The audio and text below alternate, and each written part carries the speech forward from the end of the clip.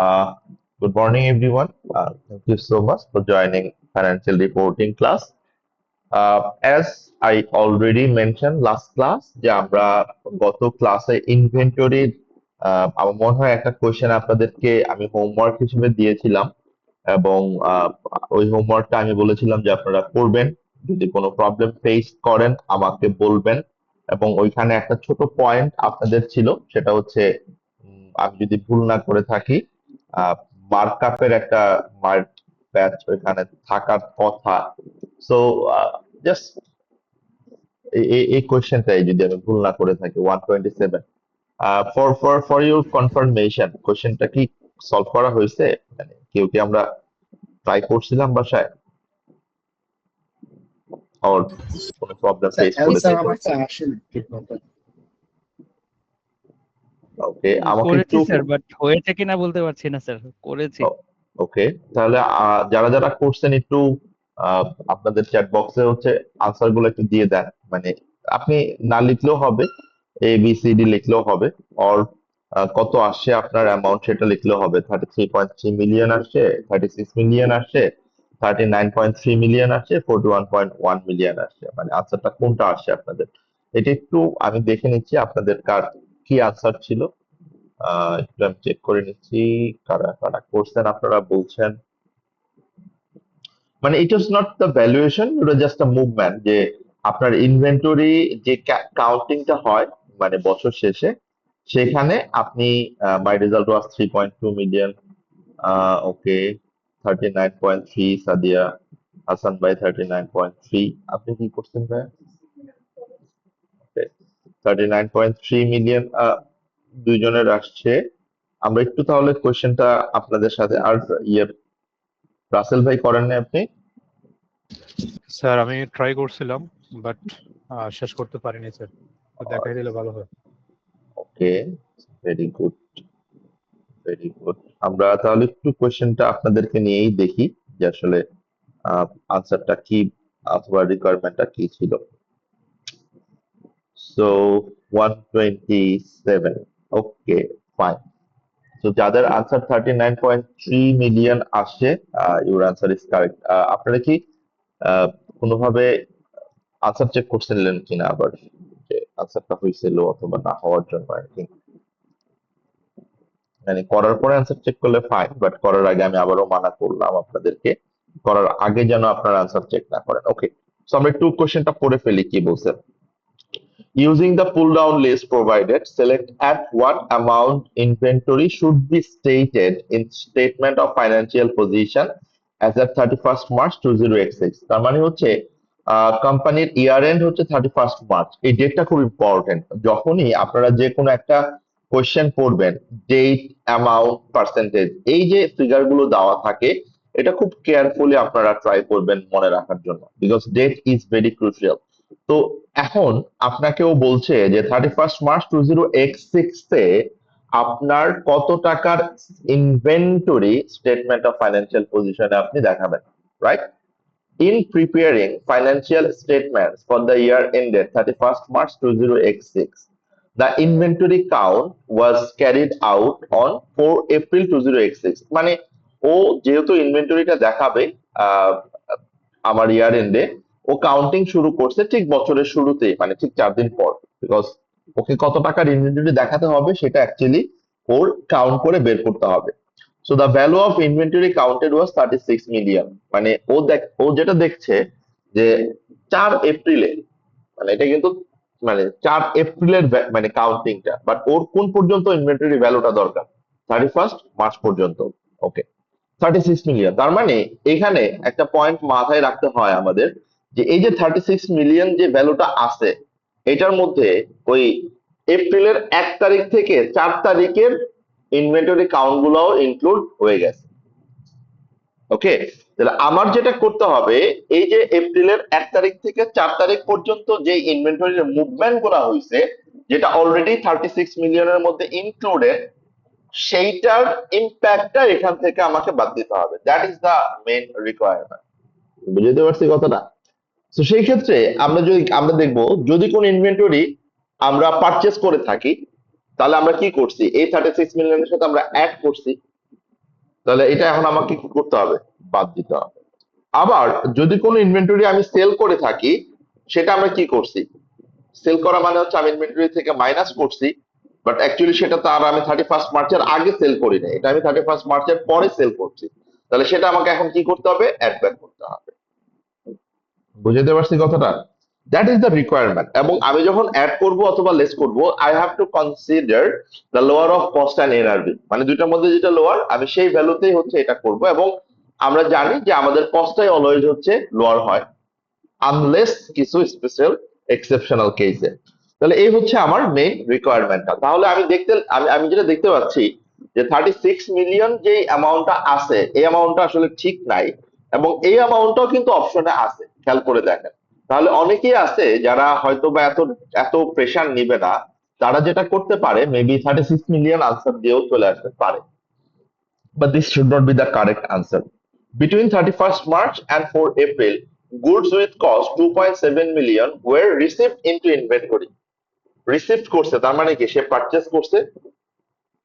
তো এই যে ইনভেন্টরি 2.7 মিলিয়ন রিসিভ করছে, এটা কস্টে রিসিভ করছে, সেই ক্ষেত্রে আমার 36 মিলিয়নের মধ্যে 2.7 মিলিয়ন অলরেডি এটা ইনক্লুডেড আছে।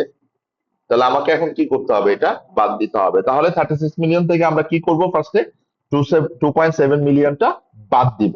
That is first adjustment. Second adjustment হচ্ছে sales of 7.8 million were made at markup on cost of 30%। এইটাই আপনাদের জন্য একটু ট্রিকি ছিল এবং ক্রিটিক্যাল ছিল। বাকি এই 7.8 মিলিয়ন কিন্তু আপনার সেলস প্রাইস, মানে 7.8 মিলিয়নটা হচ্ছে আপনার সেলস ভ্যালু।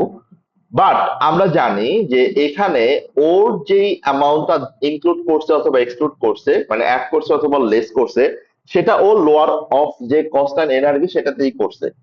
নাও আমার এখন এই 7.8 মিলিয়নের কস্ট কতটুকু সেটা বের করতে হবে, দ্যাট ইজ দ্য চ্যালেঞ্জ। এখন আপনি একটু খেয়াল করেন, 7.8 মিলিয়ন একটু ভালো করে দেখেন, 7.8 মিলিয়ন এটা হচ্ছে আপনার জন্য,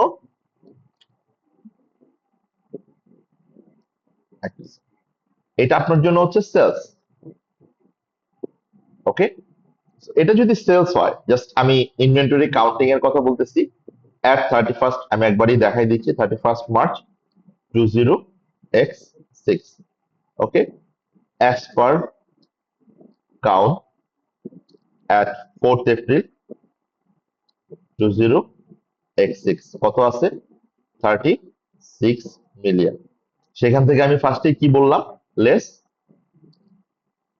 inventory received after 31st March 20x6 কত ছিল, 2.7 মিলিয়ন। তাহলে আমরা এটা কি করব, 2.7 মিলিয়নটা বাদ দিব। এইটুকু পর্যন্ত আমার আসলে কোনো সমস্যা নাই এবং সমস্যা থাকার কথাও না।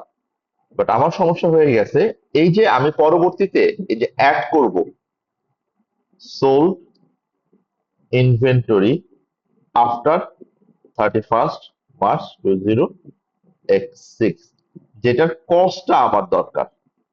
মানে আমি যে 31st মার্চ মাসের পরে যেটা সেল করছি, সেটা তো আমি ইনভেন্টরি থেকে মাইনাস করে দিছি অলরেডি, বাট সেটা তো আসলে আমার 31st মার্চের আগে সেল হয় না, এটা পরে সেল হয়েছে। তাহলে এটা আমাকে এখন অ্যাড ব্যাক করতে হবে, বাট অ্যাড ব্যাক করতে হবে অ্যাট কস্টে। That is the challenge. এখন কস্ট যদি আমরা বের করতে যাই, তাহলে আমার এখানে কি দেওয়া আছে, সেলস দেওয়া আছে। সেলস কত দেওয়া আছে, 7.8 million, right? 7.8. And Yeah. At কি দেওয়া আছে, 30% মার্কআপ। Markup cost. এবং গত ক্লাসে আমরা যদি ভুল না করে থাকি, আমরা মার্কআপ সমান সমান কি বলছিলাম, markup is equal to cost Cost plus plus profit, profit. Right? So markup means, আমি যদি আরো স্পেসিফাই বলি, profit divided by cost into 100।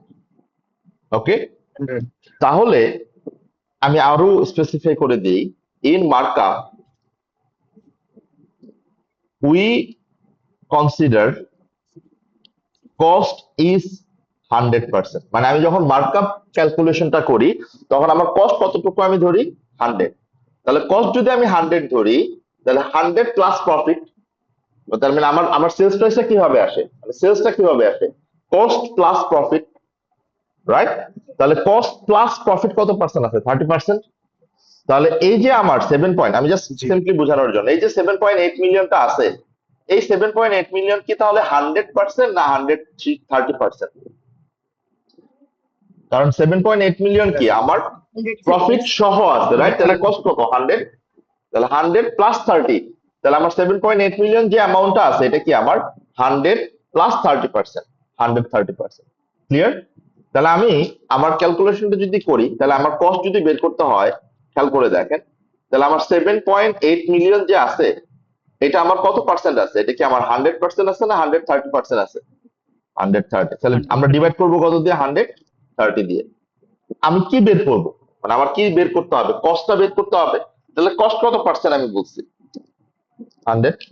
তাহলে আমার ফর্মুলাটা কি দাঁড়াচ্ছে, মার্কআপে যখন থাকবে, মার্কআপ আমি ক্যালকুলেশন করার সময় আমার যে সেলস প্রাইসটা থাকবে সেটা হচ্ছে কস্টের সাথে ওই পার্সেন্টেজটা অ্যাড করে যেটা হয় সেটা দিয়ে আমরা ডিভাইড করব। তাহলে সেই ক্ষেত্রে আমার 7.8 মিলিয়ন ডিভাইডেড বাই 130 ইনটু 100 কত হয়, আমার রেজাল্টটা কত আসছে? 6 স্যার। 6 মিলিয়ন।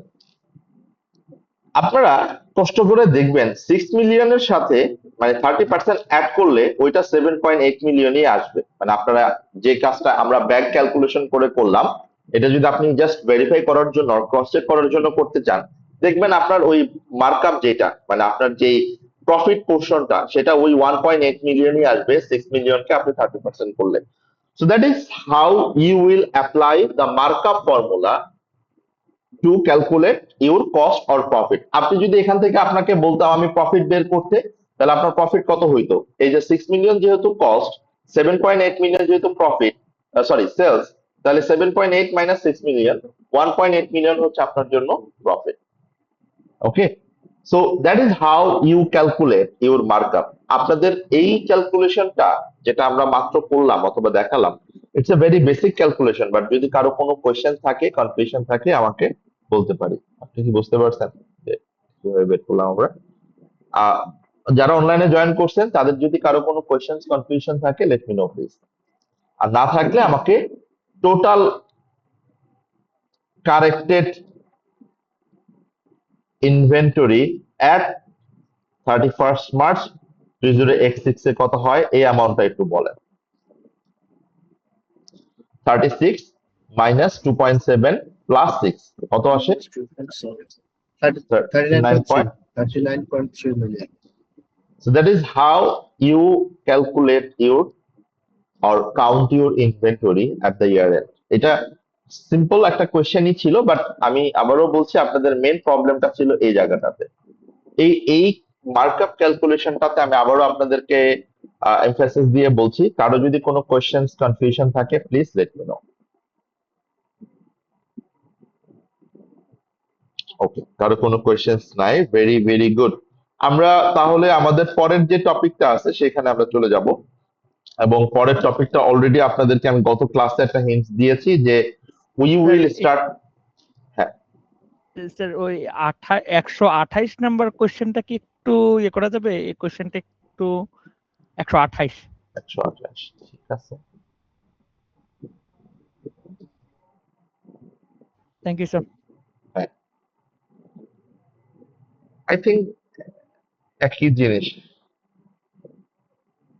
ও না না, একটু ইয়ে আছে, একটু ডিফারেন্ট আছে। ইটস আ কস্ট ভার্সেস এনার্জির যে ফর্মুলাটা সেটা আপনারা করেন, তাহলে আমি আনসার করে দিচ্ছি, প্লিজ ট্রাই। স্যার ট্রাই করেছিলাম, বাট এখানে একটা জিনিস ফেস করছিলাম প্রবলেম। বলেন। এখানে যে মানে আমার এস্টিমেটেড যে কস্টটা দেওয়া আছে, hmm, original cost 3,80,000, selling price has been agreed 4,20,000। তাহলে কি স্যার আমি কস্ট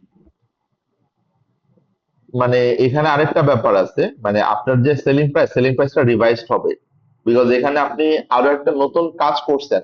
দেখেন, ওই মানে পুরোটা হচ্ছে কাস্টমার দিবে না, বাট আপনার কাস্টমার একটা পোর্শন হচ্ছে 50% দিয়ে 50% দিবে স্যার। দিবে।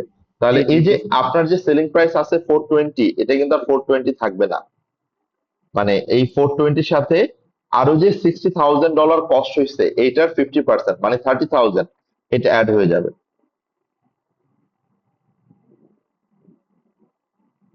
আমি বুঝতে পারি নাই। জি স্যার, বুঝতে পেরেছি। এটা স্যার তাহলে আমার যে 4,20,000 যে আমার কস্ট 3,80,000 60,000 থাকবে, কাটতেছে। কস্ট চেঞ্জ হবে না। আচ্ছা, এনআরবি তে ইয়ে হবে, চেঞ্জ হবে। নেট রিয়েলাইজেবল ভ্যালুতে আপডেট হবে, কেননা এই 4,20,000 টাকা ওর সেলিং প্রাইস উইদাউট এই সেফটি মেজারটা কনসিডার করার আগে। যখন সেফটি মেজারটা সে ইনকর্পোরেট করবে, এই সেফটি মেজার ইনকর্পোরেশন করতে গেলে ওর আরো 60,000 টাকা খরচ হবে। ওকে, তো এই 60,000 টাকা যে খরচ হবে, মানে এটা যদি কাস্টমার এগ্রি না করতো তাহলে আপনি পুরো 60,000 টাকা বাদ দিয়ে দিতেন এনআরভি ক্যালকুলেশনের সময়। ওকে, বাট এখন যেটা হবে, যেহেতু 60,000 টাকার 50%, মানে 30,000 টাকা কাস্টমার এগ্রি করছে, তাহলে সেলিং প্রাইস হয়ে যাবে 4,50,000। ওকে, বুঝতে পারছি কথাটা? স্যার এখান থেকে আবার একটা পোর্শন কি মাইনাস হবে স্যার? হ্যাঁ, হ্যাঁ, হ্যাঁ, যেমন মানে ওর এনআরভি ক্যালকুলেট করার সময় যে অ্যামাউন্টটা আমরা মাইনাস করি সেটা মাইনাস হবে। তাহলে 60,000 এখানে মাইনাস করে দিলাম আবার। তাহলে স্যার আমার অ্যামাউন্টটা হচ্ছে 3,90,000 এর মতো এনআরবি। 3,90,000, এবং আপনার কস্ট হচ্ছে 3,80,000। তো সেই ক্ষেত্রে আমরা যেটা দেখি, কস্ট এবং টোটাল কস্ট। এনআরবির মধ্যে কস্টটাই lower.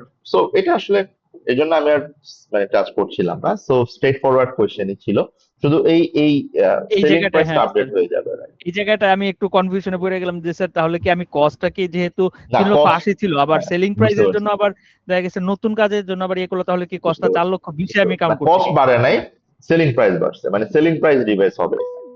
Okay, thank you sir. ওকে, হ্যাঁ সাফিন। স্যার সেক্ষেত্রে মানে যেটা রিভাইজ হলো আমার নেট রিয়েলাইজড ভ্যালু, সেটা হুম। কি মানে 3,80,000 আমার সাথে আমি আমার কস্ট সরি হচ্ছে, 4,20,000 সাথে কি আমি 30 যোগ করবো? হ্যাঁ 4,20,000 সাথে আমি কষ্ট 30%। 3,80,000 থাকছে আর কি। হ্যাঁ, হ্যাঁ, আমি বুঝাই বলি। 3,80,000 হচ্ছে কস্ট, এটা আনটাচ, এটাতে কোনো অ্যাডজাস্টমেন্ট নাই, এটা অলরেডি জি, সাঙ্ক কস্ট। এটাতে কোনো কিছু ওকে, হবে না স্যার। না, মানে জি, এনআরভি আমার চেঞ্জ হবে। রাইট। আমার সেলিং প্রাইস 4,20,000 থেকে বেড়ে হয়ে যাবে 4,50,000। ওকে, সেখান থেকে আমার যে কস্টটা হলো, এই যে 60,000 টাকা যে কস্ট, সেটা আমরা মাইনাস করব। হ্যাঁ, ওকে, আচ্ছা, মাইনাস ওকে, করলে আমার ঠিক আছে। এনআরভি দাঁড়াবে 3,90,000। সেই 3,90,000 আমি কম্পেয়ার করব জি, 3,80,000 সাথে। তখন আমি যেটা দেখবো যে আমার 80 সাথে cost still lower. Lower lower কোনটা? Okay, okay, thank you sir. Thank you. আমরা একটু কুইকলি থ্যাংক ইউ তাহলে স্যার। আমাদের আইএস 16-এ চলে যাই, এবং আইএস 16-এ যাওয়ার আগে আপনাদের একটু বেসিক কিছু জায়গায় আমাদের কথা বলতে হবে রিগার্ডিং অ্যাসেট। যদি আমি ভুল না করে থাকি, অলরেডি আপনারা অ্যাসেটের ডেফিনেশন কভার করছেন, রাইট? সো একটু যদি আপনি মানে ইন পার্সন যিনি আছেন আপু, অ্যাসেট এটা কি ছিল? What was the definition of asset? না, মানে এনিথিং, এটা যে মানে বইয়ের 3 ইয়ার্স এর মতো বইয়ের ভাষায় হইতে হবে ব্যাপারটা তা না। আপনি আমাকে বুঝাইতে পারলেই হয়। মানে অ্যাসেট আমরা বোঝার জন্য কি কি ফিচার অথবা কি কি ফ্যাক্টর কনসিডার করি?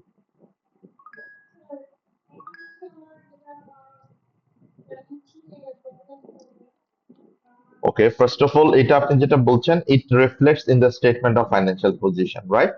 ওকে, আর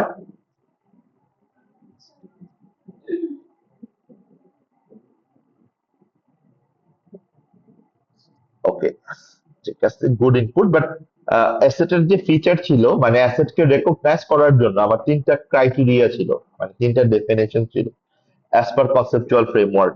ওইখানে আপনারা যারা অনলাইনে আছেন একটু যদি আমাকে এই জায়গাটাতে হেল্প করেন, কি কি পয়েন্ট আমরা বলছিলাম যে টু রেকগনাইজ এনি অ্যাসেট আমার কি কি ফিচার থাকতে হবে, এটা লেখাও ছিল মোস্ট প্রবাবলি আপনাদের কোন একটা জায়গায়, এবং আমি আপনাদেরকে একটা হোমওয়ার্ক আকারেও দিয়েছিলাম যে আপনারা একটু বাসায় করবেন।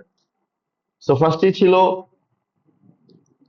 it is owned or controlled by the business or entity, right? Arises from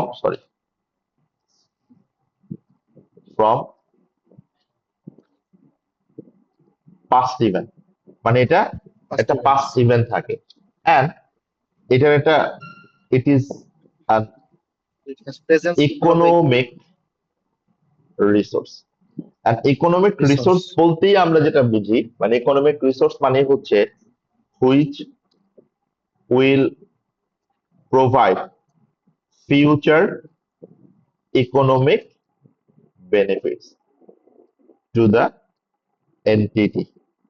মানে এই ছিল আমার অ্যাসেটের মেইন তিনটা ডেফিনেশনের ক্রাইটেরিয়া। এবং আমি যদি বলি, আপনারা যখনই যে কোনো অ্যাসেটের ডেফিনেশন দেখবেন না কেন, এই ক্রাইটেরিয়া মিট করবে। যেমন আপনি যদি আমাকে বলেন যে আপনার রিসিভেবল, এটা কেন আমরা অ্যাসেট বলছি, মানে আমাদের এক্সাম্পলে ছিল কিন্তু এটা রিসিভেবল, এটাকে আমরা কেন অ্যাসেট বলছি, খেয়াল করেন। রিসিভেবল অফকোর্স তার উপরে বিজনেসের একটা কন্ট্রোল আছে, মানে তার কাছে বিজনেস টাকা পাবে, মানে কাস্টমারের কাছে বিজনেস টাকা পাবে।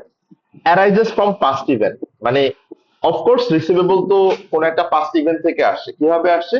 আমার ক্রেডিট সেল করার কারণে রিসিভেবল অ্যারাইজ করছে, ক্রেডিটে আমি সেল করছি কাস্টমারের কাছে, এই জন্য রিসিভেবল অ্যারাইজ করছে। এন্ড 3 নাম্বার, রিসিভেবল আমার একটা ইকোনমিক রিসোর্স। কেন? আমি ইন ফিউচারে রিসিভেবল থেকে কি পাবো? টাকা পাবো। ক্লিয়ার? ওকে। একই রকম ভাবে আমি যদি আমার কোন একটা মেশিনের কথা চিন্তা করি, সে একটা বিজনেস, সে একটা মেশিন কিনলো, এন্ড এই মেশিনটাকে আমরা কেন অ্যাসেট বলছি? What is the reason behind this, মানে আমার ফিচার কি কি ম্যাচ করে? ফার্স্ট অফ অল, অফকোর্স ওই মেশিনটা যেহেতু পারচেস করছে, তার মানে it is own or control by the business. তার মানে এটার উপর বিজনেসের একটা কন্ট্রোল আছে, মানে সে যেভাবে চায় ওই মেশিনটা সে ইউজ করতে পারে। 2 number, arises from past event. Of course মেশিনটা আপনাকে কোথাও না কোথাও থেকে আপনাকে ইনস্টল করে আনতে হয়েছে, কিনে আনতে হয়েছে। ওকে। 3 number, which will provide future economic benefit two the entity. খেয়াল করেন, এই যে মেশিন, আপনি মেশিনটা তো আর সাজায় রেখে এটা রাখবেন, ব্যাপারটা তা না, রাইট? আপনি এই মেশিনটা কি করবেন? এই মেশিনটা ইউজ করে প্রোডাকশন করবেন, এবং যেই প্রোডাক্ট গুলা প্রডিউস করবেন সেটা আপনি সেল করবেন ইন ফিউচারে, আর যেখান থেকে আপনি ইকোনমিক বেনিফিট মানে ইনকাম আপনার জন্য হবে। ক্লিয়ার? তাহলে আমরা এই যে ইকোনমিক বেনিফিট কথাটা বারবার বলছি, এই ইকোনমিক বেনিফিটটা দুই রকমই হতে পারে, একটু ভালো করে নোট ডাউন করে নেন আর মাথায় রাখেন। ইকোনমিক বেনিফিট এইটা ফিউচারে আমার রেভিনিউ জেনারেট করাটাও যেমন ইকোনমিক বেনিফিট, মানে ইকোনমিক বেনিফিটের কথা যদি আমি বলি, which will increase or arise income or revenue, whatever. ওকে, এটাও যেমন ইকোনমিক বেনিফিট। এন্ড অলসো, যদি কোনো অ্যাসেট আমার ফিউচার কস্টকে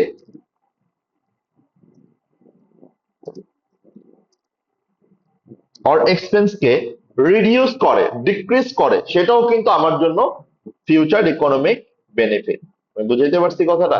যেমন আমি একটু সিম্পলি চিন্তা করি, ধরেন আপনি আগে আপনার পুরো ফ্লোর ক্লিন করতে হয়তো বা আপনার একটা লেবার, 4টা লেবার লাগতো আর 5টা লেবার লাগতো, বাট আপনি ইউ বট আ মেশিন যেটা দিয়ে আপনি ফ্লোর ক্লিন করেন, তাহলে এটা দিয়ে তো আর আপনার টাকা আসতেছে না, রাইট? বাট এটা দিয়ে কি হচ্ছে? এটা আপনার খরচটা কমে গেছে। আগে যে পরিমাণ খরচ হইতো, মেবি 5টা লেবার লাগতো, এখন আপনার 5টা লেবার লাগে না, এখন 2জন লেবার হইলে আপনার এই কাজটা ক্লিয়ার হয়ে যায়।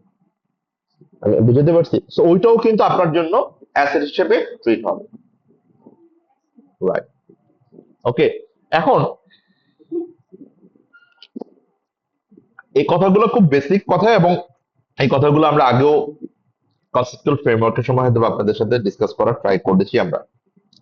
তাহলে আমাকে আপনারা যদি এই জায়গাটা থেকে আরেকটু হেল্প করেন, যে আমরা অ্যাসেট বুঝলাম যে অ্যাসেট কি, এবং ফার্স্টে আমরা এটা থেকে শুরু করলাম যে অ্যাসেটের যে কম্পোনেন্টটা, এটা আমার কোথায় আমি প্রেজেন্ট করি? স্টেটমেন্ট অফ ফাইন্যান্সিয়াল পজিশনে।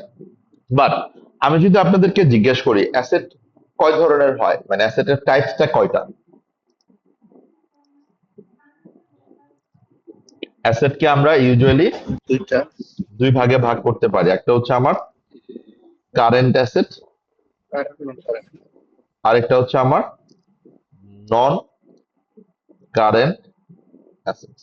ওকে, এই যে আমার কারেন্ট অ্যাসেটস, এটার ডেফিনেশনটা কি একটু যদি আমাকে হেল্প করি আমরা। কারেন্ট অ্যাসেট এটা বলতে আমরা কি বুঝি? কারেন্ট অ্যাসেট, ওকে, শর্ট টার্ম স্যার 1 বছর কম, হ্যাঁ, কম সময়ের মধ্যে, 12 or মাসের কম সময়ের মধ্যে। less than 12 months or one accounting year। অনেকগুলো টার্ম আপনারা বলছেন, রাইট? মানে যে অ্যাসেটটা আমাকে লেস দেন 1 ইয়ার বেনিফিট দেয়, অর 1 বছরের কম আমি এটা ইউজ করি, অর হোয়াটএভার যেটা আপনারা বলছেন, সেটাকে আপনারা কারেন্ট অ্যাসেট বলছেন। সবাই এগ্রিড এটার সাথে আমরা? বাট এটার একটা আরেকটু আহ, এটাকে বলা হয় আসলে ভদ্র ডেফিনেশন আছে। ভদ্র ডেফিনেশন হচ্ছে কারেন্ট অ্যাসেট, আমরা যখনই বলবো current asset is sorry cash or cash equivalent assets. তাহলে ফার্স্ট কথা হচ্ছে ক্যাশ আমার কারেন্ট অ্যাসেট। এখানে ক্যাশ বলতে আপনারা হয়তো বা অ্যাজিউম করে নিচ্ছেন যে এটা cash in hand or hard cash যেটা আমরা বলছি। ক্যাশ মিন্স আমরা মিন করছি এখানে cash in hand, cash at bank, দুইটাই। মানে আমার অ্যাকাউন্টে যে টাকা আছে সেটাও আমি ক্যাশ বলেই বলছি, এটাকে আমরা ক্যাশ ইকুইভ্যালেন্টই বলি এই কারণে। So current asset is cash or cash equivalent asset, okay, which is intended to convert into cash within next one accounting year, যেটাকে আমরা 12 months বললাম। That is the definition of cash current asset. তো আপনারা যারা current অ্যাসেটের ডেফিনেশনটা একটু একটু ভালো করে রিফাইন করতে চান আর স্পেসিফাই করতে চান, so this is the proper definition of current asset. দেখেন আপনার সবকিছু কভার হয়ে যায় আপনি আগে যা যা বলছেন। তার মানে আমি আমার বিজনেসের যে ক্যাশ আর ক্যাশ ইকুইভ্যালেন্ট আছে, যেই ক্যাশ আর ক্যাশ ইকুইভ্যালেন্ট আমি উইদিন 12 মান্থ কনভার্ট করতে চাই ক্যাশে, মানে আমি ক্যাশে এটা কনভার্ট করে ফেলতে চাই, সেই ইন্টেনশনটা আমার বিজনেসের আছে, সেটাকে আমরা কারেন্ট অ্যাসেট বলবো। সিম্পল কথা, ক্লিয়ার? তাহলে এটার এক্সাম্পল যদি আপনাকে আমি জিজ্ঞেস করি, কারেন্ট অ্যাসেট এক্সাম্পল কি কি হবে? এই যে আমরা মাত্রই যে বললাম ক্যাশ, রাইট? এটা of course current asset. Bank current asset. আরেকটা আপনি বললেন account receivable current asset. Closing inventory, মানে যেটাকে আমরা ইনভেন্টরি বলি, কারেন্ট অ্যাসেট, রাইট? তার মানে এনিথিং যেটা আমি উইদিন 12 মান্থে হয়তো বা আমার ক্যাশে অথবা অ্যাডজাস্টমেন্টে কনভার্ট করবো, that is called current asset. Okay, যদিও এটা আমাদের আজকের টপিক না, এটা আমরা অলরেডি গত ক্লাসে কিন্তু কভার করে ফেলছি। কারেন্ট অ্যাসেট রিলেটেড যে অ্যাকাউন্টিং স্ট্যান্ডার্ড IS2, সেটা আমাদের অলরেডি ডান। আমাদের অ্যাকচুয়ালি ডিসকাশনটা করতে হবে নন কারেন্ট অ্যাসেট নিয়ে, নন current asset related. Non current asset, what is non current asset?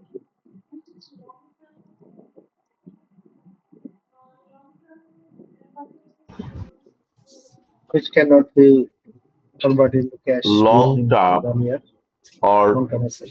which will be used by business for more than 12 months, right? মানে 1 বছরের বেশি হলে এটা not 1 to 5. When it is more than 12 months, it has to be a non-current asset, right?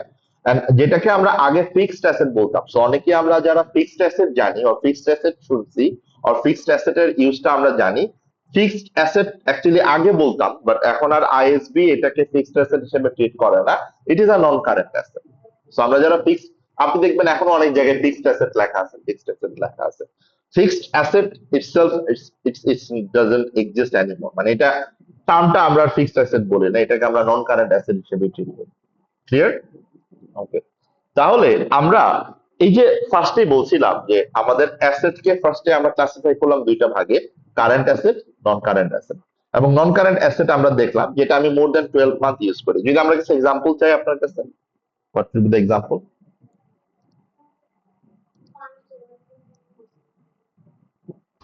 For land, so আপনারা বলছেন বা অনেকেই বলছেন ফার্নিচার অ্যান্ড ফিটিংস, ভাইয়া বললেন প্রপার্টি প্ল্যান্ট,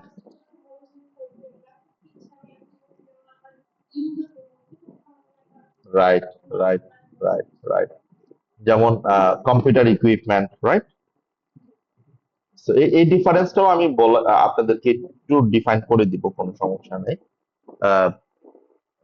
বাট স্টিল আমি ডিফাইনটা করেই দিই এখন, আপনারা যেহেতু এই জিনিসটা, বাট গুডউইল ও নন কারেন্ট অ্যাসেট, ইয়া এটা ভালো বলছেন, যদি আমি নন কারেন্ট অ্যাসেটই আছি। ওকে, ওইটা হ্যাঁ, ওইটা আমি যে অলরেডি দেখবেন আমি মানে প্রিপারেশন নিচ্ছিলাম যে, বাট এটা নন কারেন্ট অ্যাসেট, এগ্রি, আপনার সাথে আমি এগ্রি। ওকে, অনলাইনে আর কেউ আছেন যারা অ্যাড করতে চান এনিথিং? ওকে, সো যে প্রপার্টি প্ল্যান্ট এন্ড ইকুইপমেন্ট বলছেন তার মধ্যে আসলে অনেক কিছুই এটা কভার হয়ে যায়, দ্যাটস অ্যাবসলিউটলি ফাইন। বিল্ডিং আছে, ল্যান্ড আছে, যেটা আসলে এখানে কভার হয়ে যায়। বাট এখানে একটা ছোট পয়েন্ট আমরা ডিসকাস করছিলাম, যেটা গত ক্লাসে আমরা ডিসকাস করলাম, ট্রেডমার্কও হয় নন কারেন্ট অ্যাসেট, বাট যদিও এগুলো ইনট্যাঞ্জিবল এর ইয়েতে পড়ে যাবে, বাট স্টিল অফকোর্স যেহেতু নন কারেন্ট অ্যাসেটের কথাই বলছি, এটা চলে আসে। ওকে ওকে, সো এখন আমি সেকেন্ড আরেকটা প্রশ্ন আপনাদের কাছে ডিসকাশন করি। এই যে নন কারেন্ট অ্যাসেট আমরা বললাম, এই নন কারেন্ট অ্যাসেটকে আবার আমরা দুইটা ক্যাটাগরিতে ভাগ করতে পারি ইউজুয়ালি, মানে নন কারেন্ট অ্যাসেট আবার দুই রকমের হতে পারে। সেটা কি আমাকে একটু হেল্প করতে পারবো যে সেটা কি কি? একটা আপনি বলছেন tangible non current asset, right? আরেকটাকে আপনি বলছেন intangible non current asset. Very well done. Okay, tangible non-current asset, intangible non-current asset. Tangible মানে কি? What does mean tangible?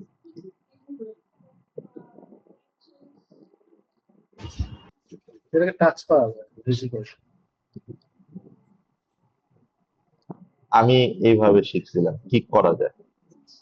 Or has physical, আমি যদি সিম্পল ভাবে বলি, যেটার ফিজিক্যাল সাবস্ট্যান্স or এক্সিস্টেন্স আছে, সেটাকে আমরা কি বলছি? Tangible non current asset. একদিন সবাই আমরা তাহলে ট্যানজিবল নন কারেন্ট অ্যাসেটে যদি আমার ফিজিক্যাল সাবস্ট্যান্স থাকে, তাহলে ইনট্যানজিবল কি হবে? সিম্পল কথা, মানে হুইচ এগুলো opposite does not have any physical substance or existence. একদিন সবাই আমরা মানে যেটার কোনো ফিজিক্যাল সাবস্ট্যান্স অথবা এক্সিস্টেন্স নাই। ক্লিয়ার?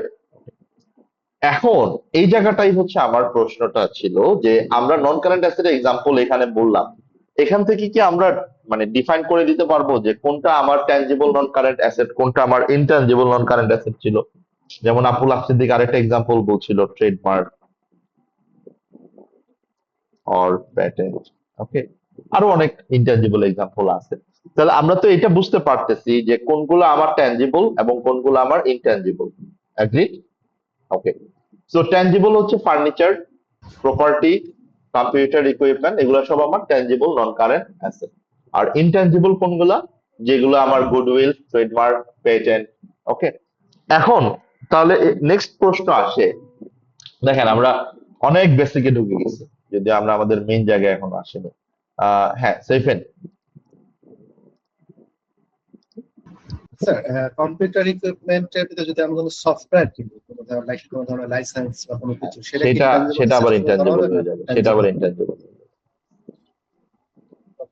বাট উইন্ডোজটা কিন্তু হবে না, কারণ উইন্ডোজ ছাড়া তো আর আপনি কম্পিউটার চালাতে পারবেন উইন্ডোজটা তো কারণ মেশিনের হ্যাঁ, মানে অনেকে আমরা মনে করি যে উইন্ডোজটা আমরা ইনট্যানজিবল অ্যাসেট হিসেবে ট্রিট করবো কিনা, না, কারণ উইন্ডোজ ছাড়া তো আর আপনার কম্পিউটার মানে মানে প্রসেসিং সিস্টেম ছাড়া তো আর কম্পিউটারের কোনো কাজ নাই, ল্যাপটপের কোনো কাজ নাই, রাইট?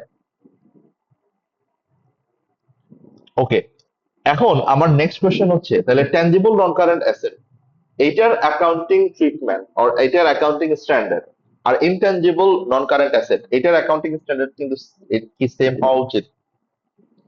মানে আইএফআরএস এর যে কথাটা আমরা বলছি অথবা যে কথাটা আমরা আসছে, তাহলে ট্যানজিবল নন কারেন্ট অ্যাসেটের জন্য আমরা যে অ্যাকাউন্টিং স্ট্যান্ডার্ড গুলো ফলো করব, আমার ইনট্যানজিবল নন কারেন্ট অ্যাসেটের জন্য কি একই স্ট্যান্ডার্ড ফলো হবে?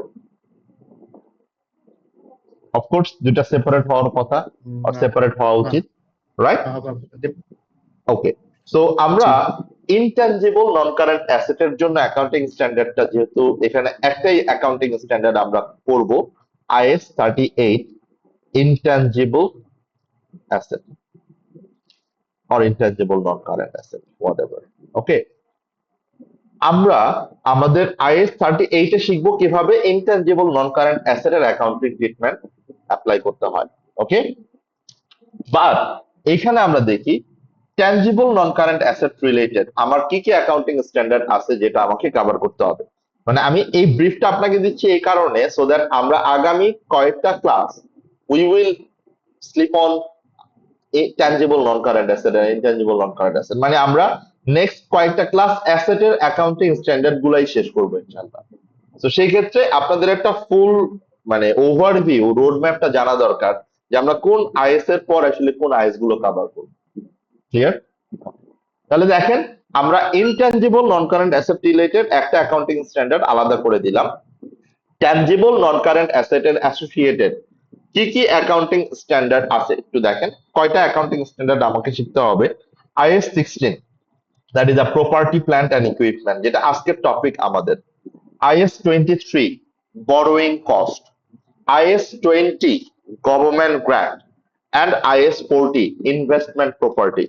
এই চারটা related to tangible non current asset, যেটা আমরা আগামী কিছু ক্লাসে ইনশাআল্লাহ কভার করার ট্রাই করব। এবং এটা ছাড়া ইনট্যানজিবল অ্যাসেট রিলেটেড যে অ্যাকাউন্টিং স্ট্যান্ডার্ড IS 38, সেটাও আমরা ট্রাই করব আফটার কমপ্লিটিং এই চারটা অ্যাকাউন্টিং স্ট্যান্ডার্ড সেটা স্টার্ট করতে। And for your kind information, আমার লাইফে এসএসসি এর এমন কোনো এক্সাম হয় নাই যে এক্সামে আমার এই নন কারেন্ট অ্যাসেট এই জায়গাটা থেকে কোনো কোয়েশ্চেন আসে না। মানে এখান থেকে কোয়েশ্চেন আপনারা পাবেন ফর শিওর, মানে এটা নিয়ে কোনো ডাউট নাই।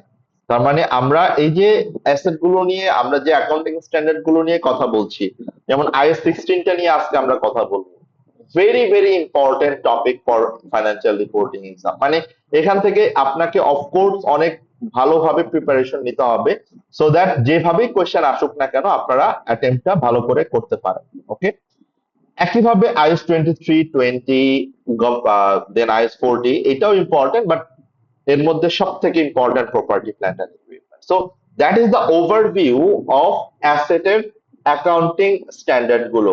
আমাদের আজকের টপিক হচ্ছে প্রপার্টি প্ল্যান্ট অ্যান্ড ইকুইপমেন্ট। দেখেন, এই টপিকটার জন্যই আমরা এত ডেসক্রিপশন, এত অ্যানালাইসিস করে এখানে আসলাম যে আমরা প্রপার্টি প্ল্যান্ট অ্যান্ড ইকুইপমেন্ট করতে কি কি বেসিক জিনিস আমাকে মাথায় রাখতে হবে। তো আমি যদি এখন একটা সিম্পল কোয়েশ্চেন আপনাকে শুরু করি, একদম একদম সিম্পল একটা কোয়েশ্চেন, যে প্রপার্টি প্ল্যান্ট অ্যান্ড ইকুইপমেন্ট মানে IS 16, আমি যদি আপনাকে এখন জিজ্ঞেস করি property plant and equipment is it asset or not asset, current asset or non current asset? Non current asset. Tangible or intangible? It's a tangible non current. তার মানে দেখেন, যখন আপনি বলবেন, তার মানে প্রপার্টি প্ল্যান্ট অ্যান্ড ইকুইপমেন্ট এটা কি? It is a tangible non current asset, যেটা অ্যাসেট কি করে, এই tangible non current asset business more than 1 ইয়ার ইউজ করবে। ক্লিয়ার? ওকে, এইখানে একটা পয়েন্ট আপনারা বলছিলেন, আমার যদি ভুল না হয়ে থাকে, এই যে ফার্নিচার, এই furniture fittings or machines or computer equipment anything, এটা আমার IS 2 হতে পারে, মানে ইনভেন্টরিও হতে পারে, or IS 16 property plant and ইকুইপমেন্টও হতে পারে। কখন, মানে কিভাবে এটা আমরা ডিফাইন করি, মানে how we define it? Inventory মানে ধরেন কম্পিউটার যদি আপনি আপনার অর্ডিনারি কোর্স অফ বিজনেসে রিসেল করেন, তখন এটা আপনার জন্য কি হয়ে যাবে? ইনভেন্টরি। মানে যদি আমি আর কম্পিউটার সেল করি তাহলে computer parts of inventory. Right, দেখেন, তার মানে সিম্পল কথা, যদি আমরা কম্পিউটার গুলো সেল করার পারপাসে পারচেজ করতাম তাহলে সেটা আমার জন্য ইনভেন্টরি হতো, এবং সেটার জন্য আমরা কোন অ্যাকাউন্টিং স্ট্যান্ডার্ড অ্যাপ্লাই করতাম? IS 2, right? বাট যদি আমি ওই কম্পিউটারটাই আমার অ্যাডমিনে ইউজ করার জন্য মানে আমার অফিসে ইউজ করার জন্য আমি পারচেস করতাম, তখন এটা আমার জন্য কি হয়ে যেত, non current asset, tangible non current asset. And যেহেতু আমি আমার বিজনেসের অফিসিয়াল পারপাসে মানে অ্যাডমিনিস্ট্রেটিভ পারপাসে ইউজ করব, তাহলে সেটা আমার জন্য কি হয়ে যাবে, property plant and equipment. And এইটার জন্য আমার অ্যাপ্লিকেবল অ্যাকাউন্টিং স্ট্যান্ডার্ডটা কি, আইএস 16। আমি বুঝাইতে পারছি কথাটা? মানে আপনারা কি পয়েন্টটা ক্লিয়ার? তাহলে আইএস 16 যখন আমরা দেখবো, যদিও আপনাদেরকে খুব বেশি এই জায়গাটাতে মানে টেকনিক্যালি পেঁচাবে না, সেটা এসবিআর এ গিয়ে হয়তো বা আপনারা এই চ্যালেঞ্জটা ফেস করবেন, but I want to make sure আপনি এই বেসিক জিনিসটা বুঝতে পারেন যে আপনি আপনার কোন সিচুয়েশনে কোন অ্যাকাউন্টিং স্ট্যান্ডার্ডটা ইউজ করতে হয়, অ্যাপ্লাই করতে হয়, অ্যাটলিস্ট এই বার্ড ভিউটা যেন আপনাদের থাকে। তাহলে এটা আমরা ক্লিয়ার হলাম। একই রকম ভাবে আমি যদি আপনাকে আরেকটা এক্সাম্পল দেই, ধরেন আপনি আপনার একটা মেশিন অর আপনি একটা মানে সে কোন একটা ইকুইপমেন্ট আপনি কিনছেন, বাট আপনার বিজনেসটাই হচ্ছে ইকুইপমেন্ট পারচেস করা, সেল করা। তাহলে তখন আপনার জন্য সেটা কি হয়ে যাবে, ইনভেন্টরি। বাট আপনি যদি আপনার ওই ইকুইপমেন্টটা প্রোডাকশন পারপাসে পারচেস করেন, মানে প্রোডাকশন করবেন, করে দেন হচ্ছে আলটিমেটলি ওইখান থেকে প্রডিউস করে সেল করবেন, সেটা আপনার জন্য তখন কি হয়ে যাবে,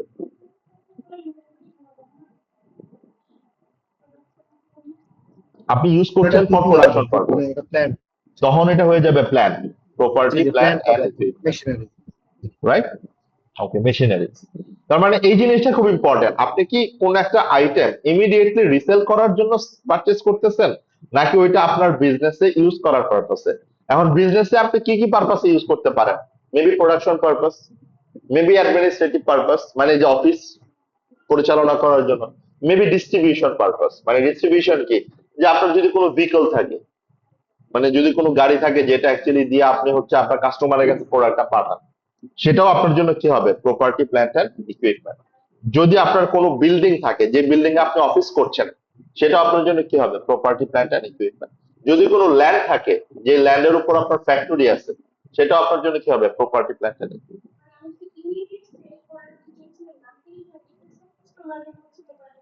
রাইট।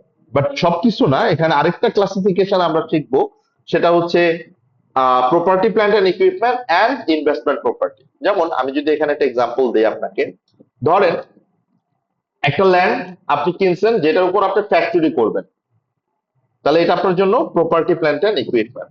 বাট আপনি একটা ল্যান্ড কিনে রাখছেন, যখন এটার দাম বাড়বে তখন আপনি ল্যান্ডটা সেল করে দিবেন, তখন কিন্তু এটা আপনার জন্য আবার প্রপার্টি প্ল্যান্ট এন্ড ইকুইপমেন্ট হবে না, তখন আপনার জন্য এটা হয়ে যাবে, ওই জায়গাটাতে আমি আসবো অথবা ওই জায়গাটাতে আমি করাবো যখন আমরা ইনভেস্টমেন্ট প্রপার্টিতে যাব। সো একটাই আইটেম মানে একই আইটেম, সেটা ডিপেন্ড করবে এটা কি আইএস 16 হবে, আইএস 2 হবে অর আইএস 40 হবে। It will depend based on the purpose of using the asset, মানে আমি অ্যাসেটটা কি পারপাসে ইউজ করছি। যেমন আমি যদি এক্সাম্পলটা দেই আপনাকে, যেটা আমি বললাম যে ল্যান্ডটা যদি আমি আমার ফ্যাক্টরি পারপাসে মানে আমার প্রোডাকশন রিলেটেড পারপাসে আমি ইউজ করে ফেলি, তাহলে সেটা আমার জন্য property plant and equipment. But আমি যদি আমার এই ল্যান্ডটা মানে ফেলে রাখি, আর আমি ল্যান্ডটা পারচেস করি এই পারপাসে যে আমার এই ল্যান্ডের দাম যখন বাড়বে তখন আমি এই ল্যান্ডটা কি করব, সেল করে দেব। তার মানে আমি কেন এই ল্যান্ডটা পারচেস করছি, সো দ্যাট আমার এটার ক্যাপিটাল অ্যাপ্রিসিয়েশন হয়, ভ্যালুটা বাড়ে, তখন আমি সেল করে দিব। তখন কিন্তু এটা প্রপার্টি প্ল্যান্ট এন্ড ইকুইপমেন্ট থাকছে না। হ্যাঁ, তাও সমস্যা নেই, আমি 5 বছর পরেও সেল করতে পারি, 10 বছর পরেও সেল করতে পারি, সেটাও আমার ইনভেস্টমেন্ট না, এটাও আমার জন্য ইনভেস্টমেন্ট প্রপার্টি। বুঝাইতে পারছি কথাটা? তার মানে এখানে আপনারা যদি কোরিলেশনটা খেয়াল করেন, there is a close correlation between IS2, IS16 and IS40 investment property. So এইটা আপনাদেরকে আমি আগে ক্লারিফাই করলাম যে IS2 এবং IS16 এর মধ্যে একটা কোরিলেশন আছে, আবার IS16 এবং IS40 এর মধ্যে একটা কোরিলেশন আছে। যেমন আমরা যে কথাটা বলছিলাম যে আমাদের যে বিল্ডিংটা অথবা আমাদের যে ল্যান্ডটা, এইটা আমি যদি আমার অফিস পারপাসে ইউজ করে থাকি, তাহলে আমার জন্য হবে property plant and equipment, that is IS16। But আমি যদি ওই ল্যান্ডটা অথবা বিল্ডিংটা আমার ক্যাপিটাল অ্যাপ্রিসিয়েশন মানে আমি ফিউচারে দাম বাড়বে তখন আমি সেল করে দিব, তখন সেটা হয়ে যাবে আমার জন্য ইনভেস্টমেন্ট প্রপার্টি, এন্ড তখন এটা আমার IS40 এর আন্ডারে চলে যাবে, তখন আর IS16 এর আন্ডারে থাকবে না। তাহলে আমি এতক্ষণ যে কথাগুলো বললাম, আমরা এখন একটু স্টিক থাকি IS 16 প্রপার্টি প্ল্যান্ট এন্ড ইকুইপমেন্টে, কারণ আমরা অনেকগুলা বেসিকের ফান্ডামেন্টাল জিনিস কভার করে আসছি। বাট আমরা আমাদের IS 16 এর যে অবজেক্টিভটা, সেই কথাটা আমরা একটু বুঝাই বলার ট্রাই করি যে IS 16 আমরা অ্যাকচুয়ালি কি শিখবো, মানে IS 16 আমাদের অ্যাকচুয়ালি কি শিখতে হবে। ফার্স্টেই we have to understand the definition of property plant and equipment, মানে আমার প্রপার্টি প্ল্যান্ট এন্ড ইকুইপমেন্টের ডেফিনেশনটা কি হবে। এরপর এই প্রপার্টি প্ল্যান্ট এন্ড ইকুইপমেন্ট আমরা রেকগনাইজ করব কিভাবে, that is the second thing.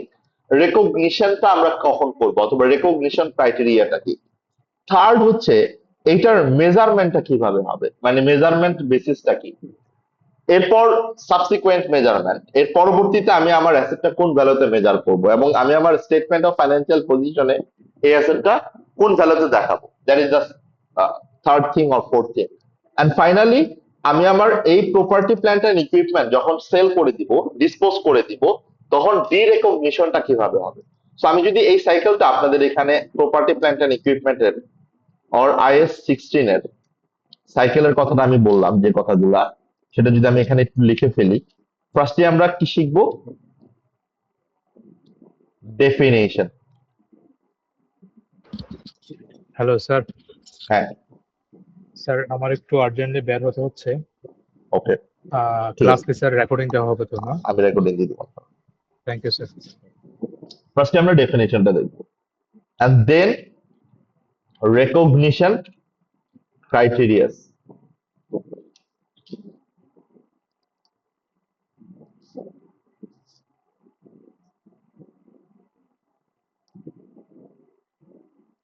ওকে, তারপর মেজারমেন্ট। মেজারমেন্টের মধ্যে আমরা এখানে কি কি জিনিস শিখবো দেখেন, carrying value or net book value and depreciation। আপনারা কম বেশি অনেকেই এটার সাথে রিলেটেড, হয়তো বা you guys already know what is the depreciation thing. এরপর আমরা চলে আসি সাবসিকুয়েন্ট মেজারমেন্ট। সাবসিকুয়েন্ট মেজারমেন্টে আমরা শিখবো আমাদের রিভ্যালুয়েশন, যেটা আপনাদেরকে আমরা মনে পড়ে কিনা কনসেপচুয়াল ফ্রেমওয়ার্কের মেজারমেন্টের ক্ষেত্রে আমরা বলছিলাম যে কারেন্ট ভ্যালু অর ফেয়ার ভ্যালুর যে মেজারমেন্টটা, সেইটা। ওকে, এরপর সাবসিকুয়েন্ট মেজারমেন্টের পর আমরা দেখব disposal of PPE or derecognition of PPE, মানে আমি আমার প্রপার্টি প্ল্যান্ট এন্ড ইকুইপমেন্টটাকে কখন আমি আমার ব্যালেন্স শিট থেকে, স্টেটমেন্ট অফ ফাইন্যান্সিয়াল পজিশন থেকে এটাকে রিমুভ করব, মানে ডিসপোজ করব, ডিরেকগনাইজ করব। That is the last chapter or last part of property plant and equipment. খেয়াল করেন, আপনি যদি এইভাবে জিনিসটা মাথায় রাখেন, তাহলে আপনার IS 16 এ ওভারঅল কি কি জিনিস আসবে সেটা আপনার জন্য ক্লিয়ার। মানে আপনার প্রপার্টি প্ল্যান্ট এন্ড ইকুইপমেন্টের ডেফিনেশনটা আপনাকে শিখতে হবে, প্রপার্টি প্ল্যান্ট এন্ড ইকুইপমেন্টের রেকগনিশন ক্রাইটেরিয়াটা আপনাকে শিখতে হবে, মানে আমি আমার কোন ক্রাইটেরিয়া গুলা ফুলফিল করতে হয়, ইটস সিমিলার টু অ্যাসেটের যে ক্রাইটেরিয়া সেটা। এরপর মেজারমেন্ট, মানে আমি দেখলাম আমার ক্রাইটেরিয়া কত সেটা ফাইন, বাট অ্যামাউন্টটা কত হবে সেটা আমাকে ফার্স্টেই দেখতে হবে। এন্ড এই মেজারমেন্টের পরবর্তী সাবসিকুয়েন্টলি আমরা কিভাবে মেজার করব, সাবসিকুয়েন্ট বলতে আমরা বুঝি হচ্ছে after the initial measurement. And finally আমরা দেখব যে আমার কোন একটা প্রপার্টি প্ল্যান্ট এন্ড ইকুইপমেন্টকে ডিরেকগনাইজ করব কিভাবে, এবং ডিরেকগনাইজ করলে এটার অ্যাকাউন্টিং ইম্প্যাক্টটা কি হয়, অ্যাকাউন্টিং ট্রিটমেন্টটা কি হয়। That is the last part of property plant and equipment. So আমরা একটা অ্যাকাউন্টিং স্ট্যান্ডার্ড যখন শিখবো, দেখবেন মোর অর লেস এই জিনিসগুলাই কমন থাকবে ম্যাক্সিমাম অ্যাকাউন্টিং স্ট্যান্ডার্ডে। এন্ড ফাইনালি কিছু ডিসক্লোজার্স এন্ড নোটস, যেটা অ্যাকচুয়ালি আপনাদের অনেক সিম্পল একটা জিনিস, মানে কি কি নোটস আপনি দিবেন আমার প্রত্যেকটা স্লাইডে, যেগুলাতে অ্যাপ্লিকেবল আছে ওই অ্যাপ্লিকেবল ডিসক্লোজারস গুলো দেওয়া আছে, জাস্ট সিম্পল, মানে আমরা কি কি জিনিস নোট আকারে দেবো, দ্যাটস ইট। ওকে, সো এখন আমরা ওয়ান বাই ওয়ান যাব sequentially. Number one, definition of property plant and equipment. একটু কি আমাকে হেল্প করা যায়? আমরা একটু আগে অনেক কথাই বলছিলাম যে প্রপার্টি প্ল্যান্ট এন্ড ইকুইপমেন্ট কি, প্রপার্টি প্ল্যান্ট এন্ড ইকুইপমেন্টের এক্সাম্পল গুলা কি, সেই অনুযায়ী ডেফিনেশন কি আসে তাহলে প্রপার্টি প্ল্যান্ট এন্ড ইকুইপমেন্টের? What is the definition of property plant and equipment?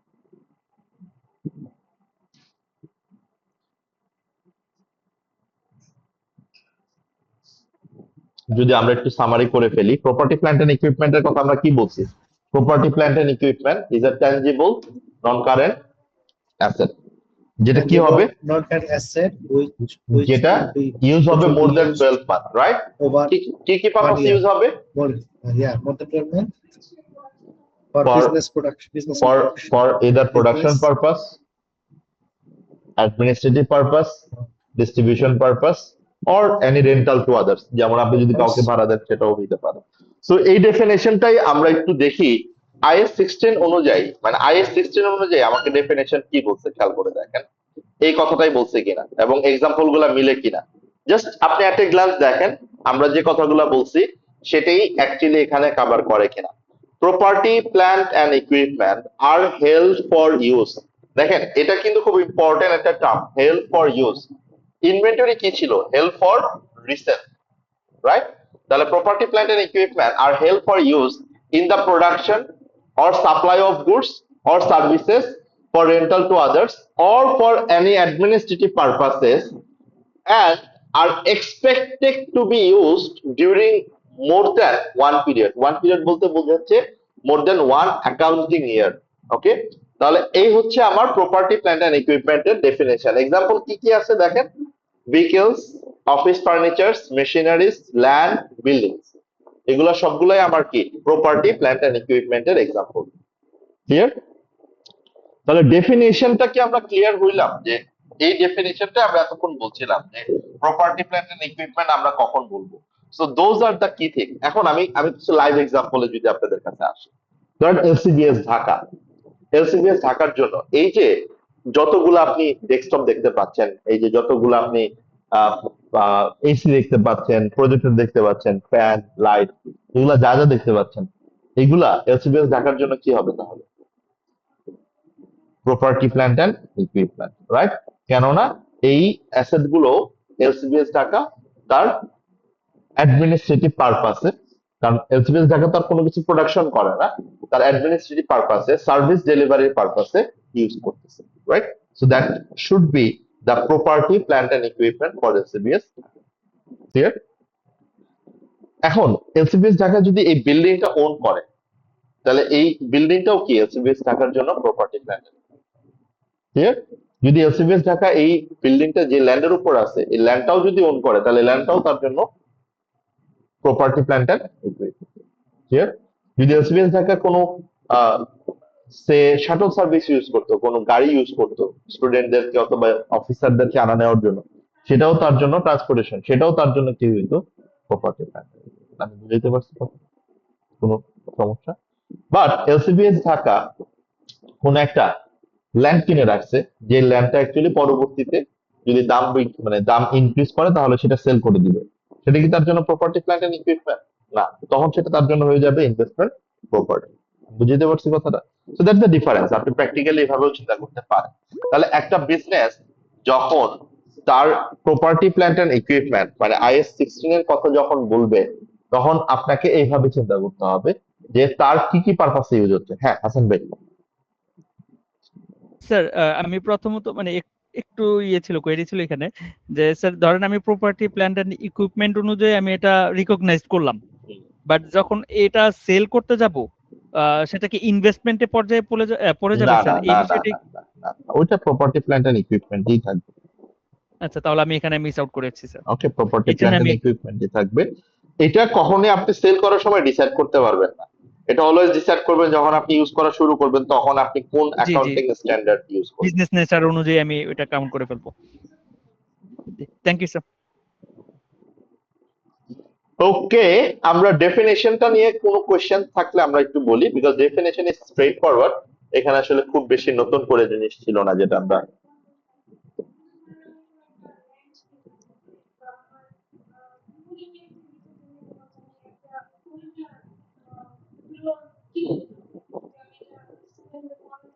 সেটাও প্রপার্টি প্ল্যান্ট এন্ড ইকুইপমেন্ট।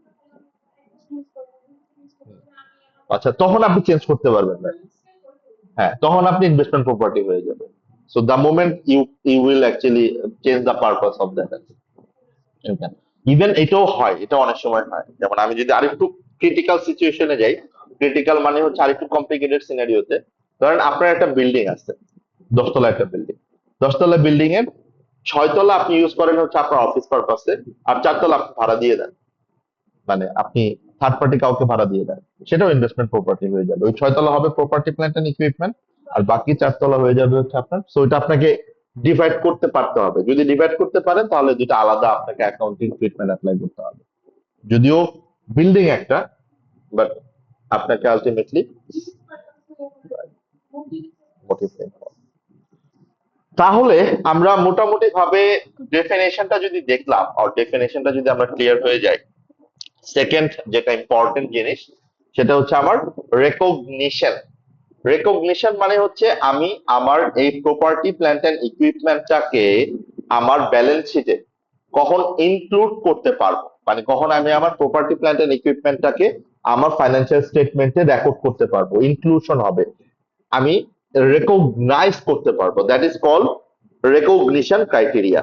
তো অলওয়েজ রিমেম্বার, রেকগনিশন ক্রাইটেরিয়া যখন আমরা দেখবো, আমাকে সবগুলো ক্রাইটেরিয়াই মিট করতে হবে। ইটস নট লাইক আমার যদি 2টা ক্রাইটেরিয়া থাকে, আমি একটা মিট করলাম আরেকটা মিট করলাম না, তাহলে কি আমি রেকগনাইজ করতে পারবো কিনা? Answer is no. To recognise property plant and equipment, আমার যে ক্রাইটেরিয়া গুলো দেওয়া আছে এখানে সবগুলো ক্রাইটেরিয়াই মিট করতে হবে। সবগুলো বলতে 2টা ক্রাইটেরিয়া আছে, তার মানে 2টা ক্রাইটেরিয়াই মিট করতে হবে। ক্লিয়ার? ওকে, আমরা before starting property plant and equipment, মানে এই ক্রাইটেরিয়াটা দেখার আগে আমরা একটু মানে আমাদের অ্যাসেটের ক্রাইটেরিয়া কি ছিল এট এ গ্লান্স দেখে ফেলি, তারপরে আমরা প্রপার্টি প্ল্যান্ট এন্ড ইকুইপমেন্টের রেকগনিশন ক্রাইটেরিয়াটা দেখবো আমরা মোর রিলেট করতে পারবো। আমাদের অ্যাসেটের ডেফিনেশনটা কি ছিল? It is owned or controlled by the business, arises from past event, right? And it is an economic resource. Economic resource কি? যেটা আমাকে ফিউচার ইকোনমিক বেনিফিট প্রোভাইড করবে। ক্লিয়ার? এখন মানে এটাকে মাথায় রেখে আপনি আপনার এই ফার্স্ট ক্রাইটেরিয়াটা দেখেন, তাহলে মোটামুটি ভাবে বুঝতে পারবেন যে আমরা এতক্ষণ যে কথাগুলো বলছি সেই কথাগুলো এখানে চলে আসছে কিনা, এবং কেন আমি আগে বেশি সময় নিছি, that you guys will understand যে কেন আমার এই জিনিসগুলো এখানে আসছে। দেখেন, প্রপার্টি প্ল্যান্ট এন্ড ইকুইপমেন্ট, যেটাকে আমরা শর্ট ফর্মে পিপিই বলতে পারি, শুড বি রেকগনাইজড।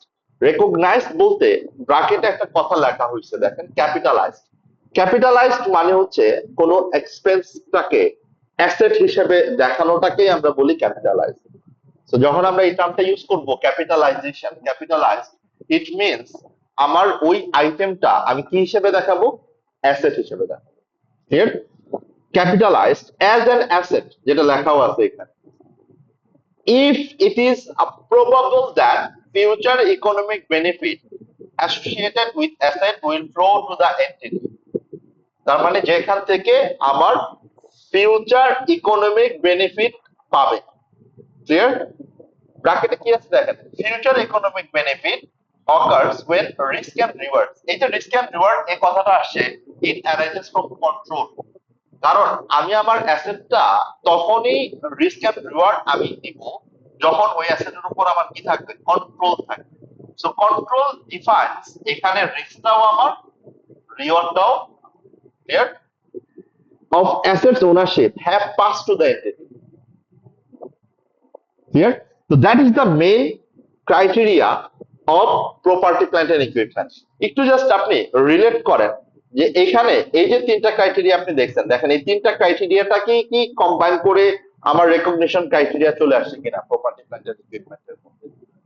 3টেই চলে আসছে। দেখেন, এটা ইকোনমিক বেনিফিট হইতে হবে, arises from past event হইতে হবে, and it has to be owned or controlled by the business হইতে হবে। ক্লিয়ার? এটা ছিল ফার্স্ট ক্রাইটেরিয়া। তার মানে এটা আমাকে অ্যাসেটের ক্রাইটেরিয়া মিট করতেই হবে, কেননা প্রপার্টি প্ল্যান্ট এন্ড ইকুইপমেন্ট এটা আমার জন্য কি? একটা অ্যাসেট যেটা আমরা ট্যানজিবল নন কারেন্ট অ্যাসেট হিসেবে ট্রিট করলাম। ওকে, সেকেন্ড ক্রাইটেরিয়াটা দেখেন কি বলছে।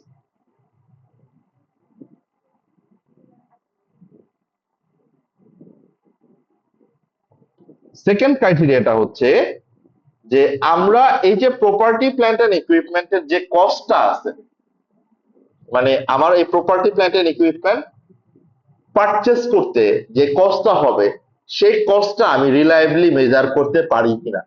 যদি কস্টটা আমি মেজার করতে না পারি, যেমন আমি যদি কোনো একটা property plant and equipment establish করলাম বাট আমার কস্ট কত টাকা সেটা আমি জানি না, তাহলে কিন্তু আমি এটাকে রেকগনাইজ করতে পারবো না। তো যদিও এটা সেকেন্ডারি জিনিস, যেমন আপনি একটা মেশিন কিনতেন, আপনি তো অফকোর্স জানেন এটা কস্ট কত টাকা, তো আপনি কস্ট জানেন না সেটা তো কখনোই হইতে পারে না। তো তার মানে এইটা আলটিমেটলি বললেও কস্ট মেজার করতে হবে, না বললেও আপনাকে কস্টটা মেজার করতে হবে। বাট এইখানে পয়েন্টটা হচ্ছে এই জায়গাটা যে আমরা যে কস্ট কথাটা বলছি, এই কস্ট বলতে আমরা বুঝাচ্ছি ক্যাপিটাল এক্সপেন্ডিচার। এখন আমাদেরকে একটু ভালো করে মাথায় রাখতে হবে, এই যে আমরা রেকগনিশন ক্রাইটেরিয়া বললাম, তাহলে রেকগনিশন ক্রাইটেরিয়া মেইনলি কি দাঁড়াচ্ছে? দুইটা। একটা হচ্ছে ইট is probable that future economic benefits will flow to the entity, number one, and the cost ব্র্যাকেটে আমরা কি লিখবো? Capital expenditures associated with PPE can be measured reliably. Okay, that is the second criteria. এই দুইটা criteria meet করলেই আমরা কি করতে পারবো? আমাদের অ্যাসেটটাকে মানে প্রপার্টি প্ল্যান্ট এন্ড ইকুইপমেন্টটাকে রেকগনাইজ করতে পারবো। রেকগনাইজ করতে বলতে আমরা যেটা বোঝাচ্ছি, আমরা আমাদের ব্যালেন্স শিটে মানে আমি আমার ফাইন্যান্সিয়াল স্টেটমেন্টে এটাকে রেকর্ড করতে পারবো। সো যখন আমি property plant and equipment record করি, what should be the journal entry? Property plant and equipment আমি পারচেজ করলাম, এটা জার্নাল এন্ট্রিতে কি হবে? প্রপার্টি প্ল্যান্ট এন্ড ইকুইপমেন্ট এটা আমার জন্য অ্যাসেট অর নট অ্যাসেট? তাহলে অ্যাসেট বাড়তেছে আর বাড়তেছে না, তাহলে it is a non current asset, right? তাহলে অ্যাসেট যদি বাড়ে আমরা কি করি? ডেবিট। এখন নেক্সট কোশ্চেন আসবে, প্রপার্টি প্ল্যান্ট এন্ড ইকুইপমেন্টটাকে আমি পারচেজ করছি ক্যাশে অর ক্রেডিটে? যদি ক্যাশে পারচেজ করি তাহলে আমার ক্যাশ কমে গেছে, তার মানে আমার অ্যাসেট কমে যাবে, তাহলে ক্যাশ অর ব্যাংক ক্রেডিট হবে, রাইট? অর যদি আমি ক্রেডিটে পারচেজ করি তাহলে আমি টাকাটা এখনো দেই নেই, আমি টাকাটা দিব, তাহলে সেটা আমার জন্য কি হবে? অ্যাকাউন্ট পেয়েবল, যেটা আমার জন্য কি? Liability. That is how we can recognize your property plant and equipment. Clear? Okay. এই যে রেকগনিশনের জায়গায় আমরা একটা ছোট্ট পয়েন্ট অ্যাড করলাম, মানে একটা ছোট পয়েন্ট এখানে নিয়ে আসলাম, সেটা হচ্ছে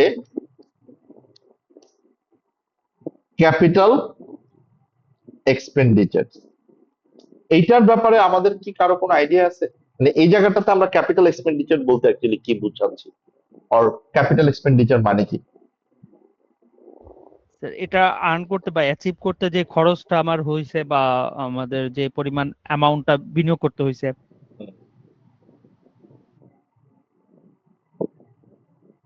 ওকে, আর এনিওয়ান?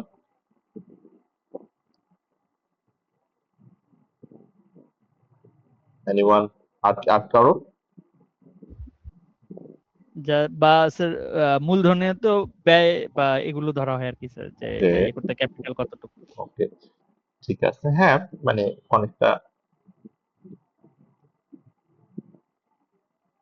রাইটই বলছেন।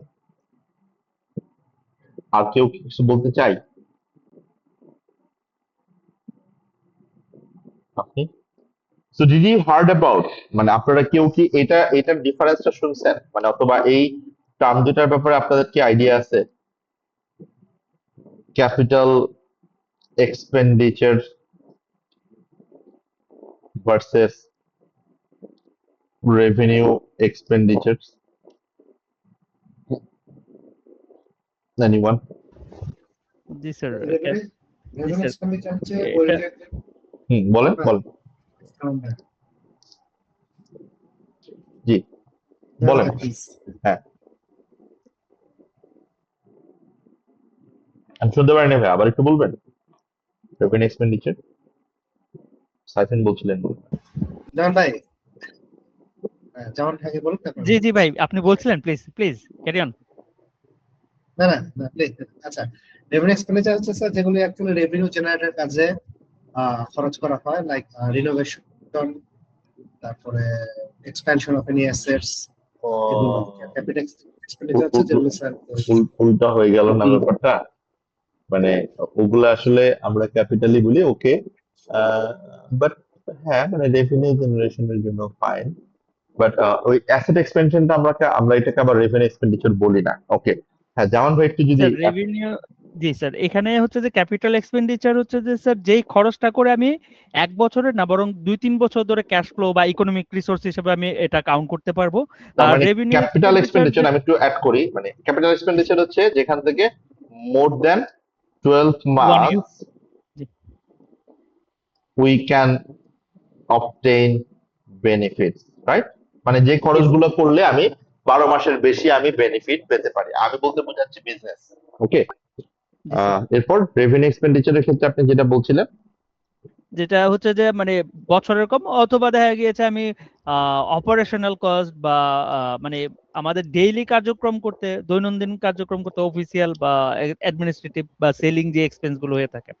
Very good, very very good, very good.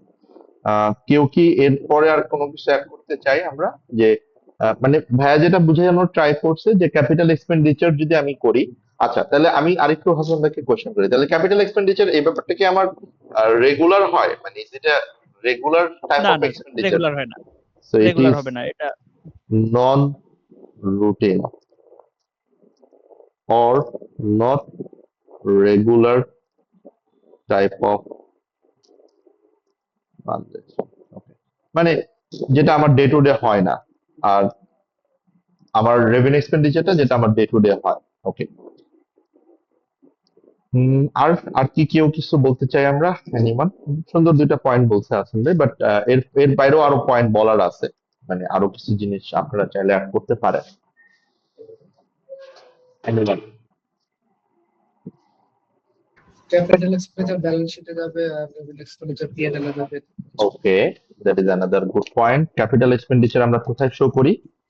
shows in statement of financial position as non-current assets, right? আর এটা আমরা কোথায় শো করি? shows, cash flow. sorry, shows as an expense in the statement of profit or loss, right? এটাকে আমরা expense হিসেবে দেই। Very good point. আর আর এনিথিং? ভালো, অনেকগুলো পয়েন্ট চলে আসে আপনাদের। আর কি কোনো পয়েন্ট অ্যাড করতে চাই আমরা?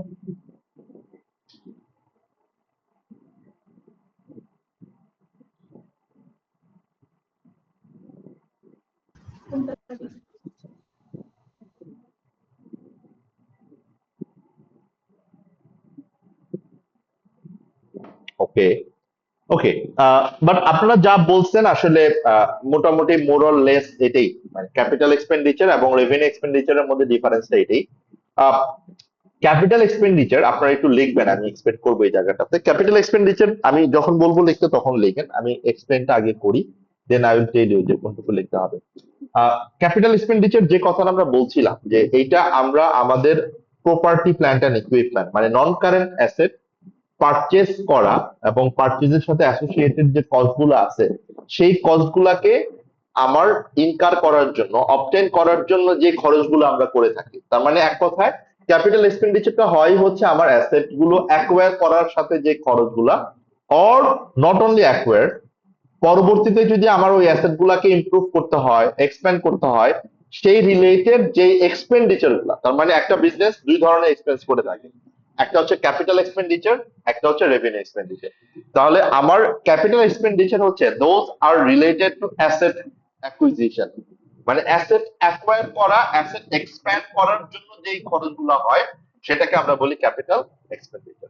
যেটাকে অ্যাসেট ইনস্টলেশন সহ, সেখানে আমার পয়েন্টটা আসবে, অ্যাসেট ইনস্টলেশন সহ বাট এটার পর মানে ধরেন আপনি অ্যাসেটটা ইনস্টল করে ফেলছেন, অ্যাসেটটা আপনি অলরেডি সেট আপ করে ফেলছেন, এর পরবর্তীতে আমার বিজনেসের day to day operation run করার জন্য, যেমন আমি যদি অ্যাসেটের কথায় আসি, সে আমার যদি অ্যাসেটের কোনো রিপেয়ার অর মেইনটেনেন্স করতে হয়,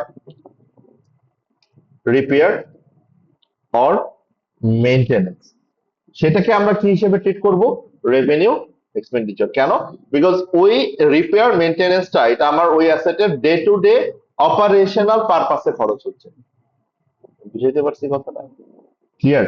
আমি যদি একটা সিম্পল এক্সাম্পল দিই আপনাকে, ধরেন আপনি একটা গাড়ি কিনছেন, ওকে, গাড়ি আপনার সে মেবি লুকিং গ্লাসটা একটু নষ্ট হয়ে গেছে, এখন লুকিং গ্লাসটা আপনি একটু রিপ্লেস করবেন অথবা রিপেয়ার করবেন, সেটা আপনার জন্য কি হবে? Revenue expenditure. বাট গাড়ির ইঞ্জিন নষ্ট হয়ে গেছে, তাহলে ইঞ্জিনটা আপনাকে কি করতে হবে? রিপ্লেস করতে হবে। বুঝতে পারছি কথাটা? So that is how you will think about the capital expenditure versus revenue expenditure. But আপনারা যতটুকু বলছেন ততটুকু পর্যন্ত এই জায়গাটাতে পারফেক্টলি ফাইন, যে ক্যাপিটাল এক্সপেন্ডিচার মানে হচ্ছে আমরা যেই এক্সপেন্ডিচার গুলোকে ক্যাপিটালাইজ করতে পারি। ক্যাপিটালাইজ করা মানে কি? যেগুলাকে আমরা অ্যাসেট হিসাবে শো করতে পারি। না, সেটা আমার রেভিনিউ, কারণ এটা আমার ডে টু ডে মানে ই করার জন্য। তাহলে এখন আমরা একটা ছোট্ট ডেফিনেশন লিখি, capital expenditure related to property plant and ইকুইপমেন্টের ডেফিনেশন। সো লিখি capital expenditure, capital expenditures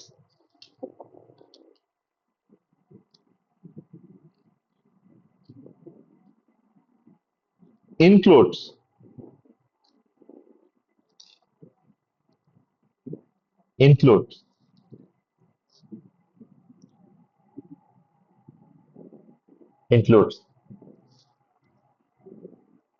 purchase cost of PPE,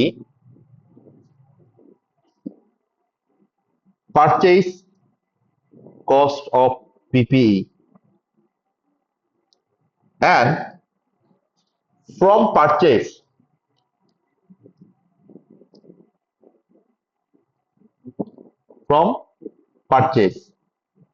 make it বলতে আমরা বোঝাচ্ছি PPE, make it usable all directly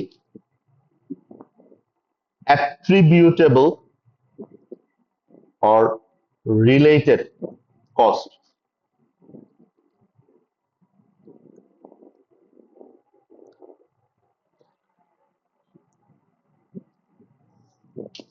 ওকে, তার মানে আমরা দুইটা জিনিস দেখলাম, একটা হচ্ছে আমি যে property plant and equipment purchase করতেছি, পারচেজ প্রাইস মানে পারচেজ কস্ট, এই পারচেজ কস্টের সাথে আমি আরো কি কনসিডার করব? ওইটাকে পারচেজ করার পর থেকে আমার ওই অ্যাসেটটা ইউজেবল করা পর্যন্ত, মানে আমার ইউজেবল কন্ডিশনে আনার জন্য যত ডিরেক্টলি অ্যাট্রিবিউটেবল কস্ট আছে। যেমন আমি যদি একটা সিম্পল এক্সাম্পল আপনাকে দিই, ধরেন আমি এসির কথা বলি, ওকে, এসি। এখন আপনি এই এসিটা কিনছেন 1,00,000 টাকা দিয়ে, ওকে, এখন আপনি এসিটা যে কিনছেন, এই এসিটা আপনার কি করতে হবে? আপনার অফিসে আনতে হবে, তাহলে অফিসে আনার জন্য আপনার একটা ডেলিভারি খরচ লাগবে, সে ধরেন ডেলিভারি খরচ লাগছে 5,000 টাকা। তাহলে এখন আমার এই এসির ক্যাপিটাল এক্সপেন্ডিচার সেটা কি শুধু 1,00,000 থাকবে, না সেটার সাথে ডেলিভারি কস্ট আমি অ্যাড করতে পারবো? দেন ডেলিভারি কস্ট করে আপনি আনছেন, এসি এনে কি আপনি ফেলে রাখবেন, না এটা ইনস্টল করবেন? সো ইনস্টল করতে আপনার আরো 5,000 টাকা খরচ হয়েছে, রাইট? তাহলে আরো যে 5,000 টাকা খরচ হয়েছে, এইটা খেয়াল করে দেখেন, পারচেজ করছেন 1,00,000 টাকা দিয়ে, বাট এই 1,00,000 টাকার পর থেকে এটা ইউজেবল করা পর্যন্ত আরো কত টাকা খরচ হয়েছে? আপনার 10,000 টাকা। তাহলে সেটাকেও আপনি কি করতে পারবেন? ক্যাপিটাল এক্সপেন্ডিচার হিসেবে ট্রিট করতে পারবেন। বুঝাইতে পারতেছি কথাটা? তাহলে এখন টোটাল এসেট প্রাইস কত দাঁড়াচ্ছে আমার? 1,10,000। তো আপনি যখন আপনার অ্যাসেটটাকে রেকগনাইজ করবেন, কত টাকায় রেকগনাইজ করবেন? 1,00,000। বুঝাইতে পারছি কথাটা? এই হচ্ছে পয়েন্টটা, এই দুইটা পয়েন্ট দেখেন কভার করে কিনা। Clear? Okay, অ্যাট্রিবিউটেবল or related cost, এটা কি ক্লিয়ার হয়েছে যে অ্যাট্রিবিউটেবল অর রিলেটেড কস্ট তাহলে কোন দুইটা ছিল? এই যে আমার installation cost and delivery cost. Clear? এরপর and after using the PPE, any subsequent improvement or upgrading cost which will enhance or increase the capacity of PPE or capacity or useful life of PPE.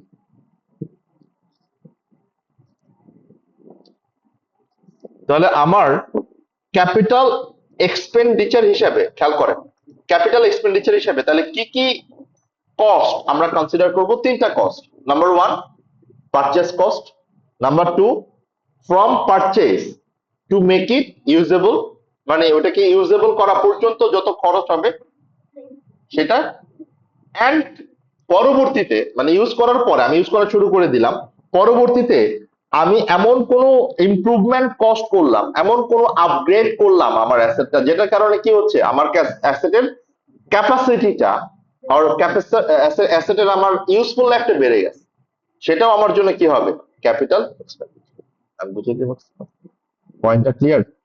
তাহলে আমরা আমাদের এই কনসেপ্টটা মাথায় রেখে, মানে আমাদের এই পয়েন্টগুলো মাথায় রেখে এখন আমরা যেটা দেখব, প্লিজ আমরা এখন একটা লিস্ট দেখবো। আমি আপনাকে ডেফিনেশনটা বললাম, মানে আমার ক্যাপিটাল এক্সপেন্ডিচারের ডেফিনেশনটা কি সেটা আমি আপনাকে বললাম, বাট এই অনুযায়ী আমি আমার ক্যাপিটাল এক্সপেন্ডিচার হিসেবে, খেয়াল করেন, আমি আমার ক্যাপিটাল এক্সপেন্ডিচার হিসেবে কোন কস্টগুলোকে ইনক্লুড করতে পারবো, কোন কস্টগুলোকে ইনক্লুড করতে পারবো না, মানে এক্সক্লুড করতে হবে, সেটার একটা লিস্ট দেওয়া আছে, 4টা বক্স দেওয়া আছে। মানে এই দুটো আপনি ফার্স্টে দেখেন এবং আন্ডার কনস্ট্রাকশন এটাও আপনি দেখেন, সাবসিকুয়েন্ট এক্সপেন্ডিচারটা আপনি দেখলে বুঝতে পারবেন যে আসলে আমরা কি বুঝাচ্ছি। সো একটু অ্যাট এ গ্লান্স বক্সগুলো একটু দেখেন যে আমরা ক্যাপিটাল এক্সপেন্ডিচার হিসেবে লেফট সাইডে দুইটা বক্সই আপনি দেখবেন ইনক্লুশন, এবং রাইট সাইডে এক্সক্লুড যেটা আছে তার নিচে হচ্ছে সাবসিকুয়েন্ট এক্সপেন্ডিচার, যেটা আপনি ইনক্লুড করতে পারবেন। সো দেখেন আমরা যে কথাগুলো বলছিলাম,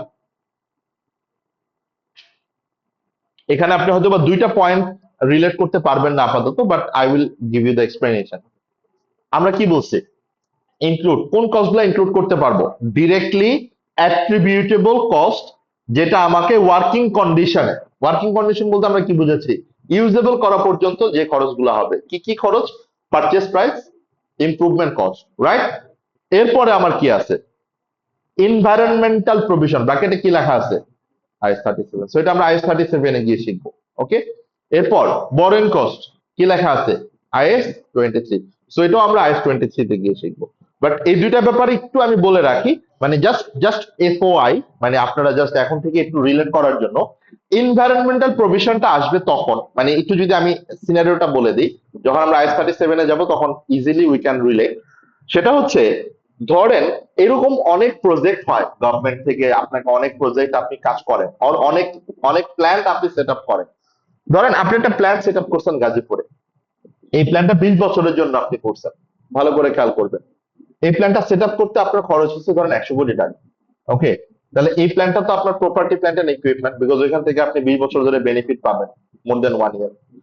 বাট আপনাকে গভর্নমেন্ট বলছে এই প্ল্যানটা সেট আপ যখন আপনি করছেন তখনই কন্ডিশন ছিল 20 বছর পর ওই প্ল্যান্টের যা যা এরিয়া আপনি ইউজ করছেন ওইটা আপনাকে আবার ক্লিন করে দিয়ে আসতে হবে। এরকম হয় না অনেক সময়? যেমন ধরেন আপনি যদি চিন্তা করেন যে মেট্রো রেলে যখন প্রজেক্ট হয়েছে, আশেপাশে আপনি অনেক কাজ করছেন না, যেগুলো আপনাকে কি করতে হয়েছে? প্রজেক্ট শেষ করে ওগুলা ক্লিন করে দিয়ে আসতে হয়েছে। তো এখন আপনি এই যে এটা ক্লিন করে দিবেন, এটা কখন ক্লিন করে দিবেন? মানে এটা কি এখন করবেন না প্রজেক্ট শেষে? প্রজেক্ট শেষে। বাট প্রজেক্ট শেষ হবে কবে? 20 বছর পর। ফার্স্ট কোয়েশ্চেন, আপনি যদি এই কন্ডিশনে এগ্রি না করেন তাহলে কি আপনি ওই প্ল্যানটা সেট আপ করতে পারবেন? তাহলে আপনাকে এই কন্ডিশনে এগ্রি করতে হয়েছে, বাট আপনি এই ক্লিনটা করবেন 20 বছর পর। ওকে, নেক্সট কোয়েশ্চেন হচ্ছে, তাহলে এই ক্লিন করতে কি খরচ হবে না? ওকে, সেই খরচগুলো কি আপনার প্ল্যান্ট এস্টাবলিশমেন্টের সাথে অ্যাট্রিবিউটেবল না, মানে রিলেটেড না? কারণ আপনি যদি প্ল্যান্ট এখানে না এস্টাবলিশ করতেন তাহলে কি আর এই ক্লিনিং কস্ট গুলো আসতো? তাহলে এটা আপনার প্ল্যান্টের সাথে রিলেটেড, কানেক্টেড। তাহলে এই যে কস্টটা হবে 20 বছর পর, সেটা ডিরেক্টলি অ্যাট্রিবিউটেবল কস্ট, রিলেটেড কস্ট। তাহলে আপনার প্রপার্টি প্ল্যান্ট এন্ড ইকুইপমেন্টের যে 100 কোটি টাকা হিসেবে আপনি দেখাচ্ছেন, তার সাথে এই যে 20 বছর পর ক্লিন করতে যে খরচটা হবে, সেটাও আপনি কি করতে পারবেন, অ্যাড করতে পারবেন। বুঝতে পারছি? দ্যাট অ্যালাউড বাই আইএস 16, এটা আইএস 16 আপনাকে অ্যালাউ করছে। তাহলে আপনি যে এই যে খরচটা আপনি ইনক্লুড করবেন, খুব কেয়ারফুলি শুনেন, এই খরচটা এখন হবে না, 20 বছর পরে হবে। ওকে, তাহলে আপনার এই খরচটা এস্টিমেট করতে হবে যে 20 বছর পরে কত হবে। Okay. ধরেন আপনি এস্টিমেট করছেন 10 কোটি টাকা হবে, রাইট? বাট আপনি অ্যাসেটটা রেকগনাইজ করবেন কখন? এখন। প্ল্যান তো আপনি এখন সেট আপ করতেছেন, রাইট? এখন আপনি, মানে এখন বলতে আমি বুঝাচ্ছি, যখন আপনি প্ল্যানটা সেট আপ করে আপনার ইউজ করা শুরু করছেন, ইয়ার 1-এ আপনি এটা রেকগনাইজ করবেন as property plant and equipment. But ওই যে আপনি 10 কোটি টাকা, এই 10 কোটি টাকাটা কি এখনকার ভ্যালু না 20 বছর পরের ভ্যালু? তাহলে এটাকে আপনার কি করতে হবে, এই 20 বছর পরের ভ্যালুটাকে আমরা বলি ফিউচার ভ্যালু। তাহলে ফিউচার ভ্যালুটাকে আপনাকে কনভার্ট করে আনতে হবে প্রেজেন্ট ভ্যালুতে। এই কাজটাই আমরা করবো আইএস 37। তার মানে আমি সিনারিওটা বুঝাইতে পারলাম কিনা সেটা বলেন, যে আমরা আমাদের এই এনভায়রনমেন্টাল যে প্রভিশনটা, সেটা আমি প্রপার্টি প্ল্যান্ট এন্ড ইকুইপমেন্টের কস্টের সাথে ইনক্লুড করতে পারবো। ক্লিয়ার? ওকে, ফোর্থ পয়েন্ট যেটা ছিল বরোইং কস্ট, একই রকম জিনিস। আপনি সে কোন একটা বিল্ডিং অথবা প্ল্যান বানাবেন, বিল্ডিং বানানোর জন্য আমি ব্যাংক থেকে একটা লোন নিলাম, মানে বিজনেস একটা লোন অবটেইন করলো, ধরেন 10 কোটি টাকার একটা লোন নিল, বাট 10 কোটি টাকার লোন তার ফ্রি হবে না, ওটার জন্য কি দিতে হবে, তাকে ইন্টারেস্ট দিতে হবে। সো আইএস 23 বলে যদি ওই ইন্টারেস্টটা সার্টেন কন্ডিশন মিট করে, সেটা আমরা দেখবো আইএস 23-তে, যদি সার্টেন ক্রাইটেরিয়া মিট করে, তাহলে আমার ওই ইন্টারেস্ট এক্সপেন্সটাকেও আমরা কি করতে পারবো, ক্যাপিটালাইজ করতে পারবো। ক্যাপিটালাইজ করা মানে কি, আমি আমার ওই ইন্টারেস্ট এক্সপেন্সটাকে প্রপার্টি প্ল্যান্ট এন্ড ইকুইপমেন্টের অ্যাসেট হিসেবে ইনক্লুড করতে পারবো। সো এখন আপনাদের কাছে একটু কনফিউশন লাগবে যে কোন ক্রাইটেরিয়া কিভাবে করব, সেটা আমরা আইএস 23-তে গিয়ে দেখবো। বাট এইটা আমরা ক্লিয়ার হয়ে যায় যে আমার প্রপার্টি প্ল্যান্ট এন্ড ইকুইপমেন্টের সাথে আইএস 37-এরও একটা কানেকশন আছে, আইএস 23-এরও একটা কানেকশন আছে। ক্লিয়ার? এরপর যদি আমার কনস্ট্রাকশনের অ্যাসেট হয়, তাহলে labour cost, site clearance, installation cost, professional fee, যেটা আমরা একটা এক্সাম্পল দিলাম এর ক্ষেত্রে, এগুলো সবগুলোই আমার ক্যাপিটাল এক্সপেন্ডিচার হিসেবে ইনক্লুড হবে। কোনগুলা ইনক্লুড হবে না, দেখেন, cost incurred after asset is ready for use, মানে আপনি অ্যাসেটটা ইউজ করা শুরু করে দিচ্ছেন, তারপরে যদি কোনো কস্ট ইনকার হয়, সেটা আপনার ইনক্লুড হবে না। রিপেয়ার মেইনটেনেন্স, এটা আপনার জন্য কি revenue expenditure. Early settlement discount মানে ক্যাশ ডিসকাউন্ট, আপনি অ্যাসেটটা কিনছেন, সে ধরেন 10 কোটি টাকা দিয়ে, আপনাকে বলছে যদি 3 মাসের মধ্যে টাকা দেন, তাহলে আপনাকে 2% কম দিতে হবে or 1% কম দিতে হবে। It's not related to property plant and equipment, directly related or attributable. It is a financing thing. এটা early settlement discount, cash discount, সেটাও এখানে আমার কনসিডারেশনে আসবে না। তার মানে কোন কস্টগুলো ইনক্লুড হবে অ্যাজ ক্যাপিটাল এক্সপেন্ডিচার, কোন কস্টগুলো ইনক্লুড হবে না, সেটাকে আমরা ক্লিয়ার হইছি? এ পর্যন্ত কারো কোনো কনফিউশন আছে?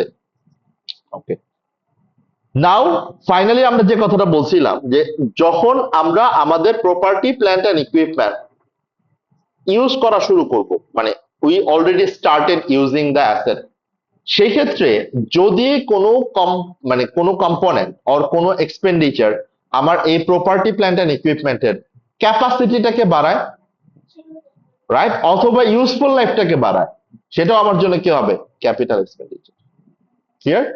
সো এই এক্সাম্পল গুলা দেখেন দেওয়া আছে, modification of plant, upgradation of machine, adoption of new production process, মানে যেটার কারণে আমার হয় ক্যাপাসিটি বাড়বে, মানে ক্যাপাসিটি বলতে আমি বুঝাচ্ছি আগে মেবি আমি প্রডিউস করতে পারতাম 10,000 ইউনিট পার ডে, এখন মেবি আমি আমি প্রডিউস করতে পারবো 12,000 ইউনিট, 15,000 ইউনিট পার ডে, তার মানে ক্যাপাসিটি আগের থেকে বাড়ছে।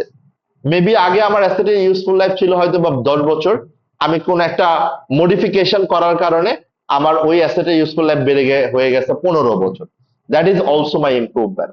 বাট আমি যদি এমন কোনো খরচ করি যেটার কারণে আমার ক্যাপাসিটিও বাড়ে নাই, আবার ইউজফুল লাইফও বাড়ে নাই, সেটা আমার জন্য কি হয়ে যাবে, এক্সপেন্স হয়ে যাবে। আমি বুঝতে পারছি কথাটা? So that is the main part of property plant and ইকুইপমেন্টের ক্ষেত্রে আমরা ক্যাপিটাল এক্সপেন্ডিচার বলতে কি বুঝি, রেভিনিউ এক্সপেন্ডিচার বলতে কি বুঝি, এবং কোন কস্টগুলো আমরা ক্যাপিটালাইজ করতে পারবো, কোন কস্টগুলো আমরা ক্যাপিটালাইজ করতে পারবো না। এটার অনেক সিম্পল কোয়েশ্চেন অনেক সময় এক্সামে চলে আসে, so we will try to solve that as well, মানে ওই কোয়েশ্চেন গুলো যেন আমরা সলভ করতে পারি ইনশাল্লাহ, সেই জায়গাটাতে আমাদের একটু ফোকাস থাকবে। সো এই পর্যন্ত আমাকে একটু কনফার্ম করেন, আমরা দুইটা জিনিস দেখলাম, ডেফিনেশনটা দেখলাম, আমরা রেকগনিশন ক্রাইটেরিয়াটা দেখলাম, বাট রেকগনিশন ক্রাইটেরিয়াটার জন্য অনেক ফান্ডামেন্টাল একটা জিনিস আপনাদেরকে আমার বোঝানো দরকার ছিল, সেটা হচ্ছে ক্যাপিটাল এক্সপেন্ডিচার, মানে যেটাকে আমরা ক্যাপিটালাইজ বলে থাকি, অ্যান্ড রেভিনিউ এক্সপেন্ডিচার যেটাকে আমরা এক্সপেন্স বলে থাকি, সেইটার ডিফারেন্স গুলো কি, এবং ক্যাপিটাল এক্সপেন্ডিচারের ক্ষেত্রে আমরা কোন কস্টগুলা ইনক্লুড করব এবং কোন কস্টগুলা ইনক্লুড করব না, সেই ব্যাপারটাতে আমরা মোটামুটি ভাবে ক্লিয়ার হয়েছি কিনা, মানে আপনাদের এই জায়গাটাতে কারো কোনো কোয়েশ্চেন্স কনফিউশন আছে কিনা।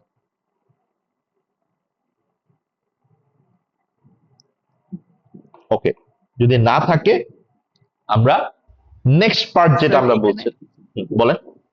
যে কস্ট ইনকার্ড আফটার অ্যাসেট, এটা মানে এক্সক্লুডিং এর যে পার্টটা, প্রথম এটা কি ছিল স্যার? এটা একটু মানে এটা যদি হচ্ছে আপনি ধরেন একটা মেশিন অলরেডি সেট আপ করে ফেলছেন এবং মেশিনটা আপনি ইউজ করেও ফেলছেন, ওকে, সরি, মানে মেশিনটা আপনি ইউজেবল করে ফেলছেন, নট ইউজেবল করে ফেলছেন, বাট আপনি মেশিনটা ইউজ করতেছেন না 6 মাস ধরে, 6 মাস ধরে ইউজ করার কারণ না করার কারণে হয়তো বা কোনো একটা পার্টস আপনাকে রিপ্লেস করতে হচ্ছে,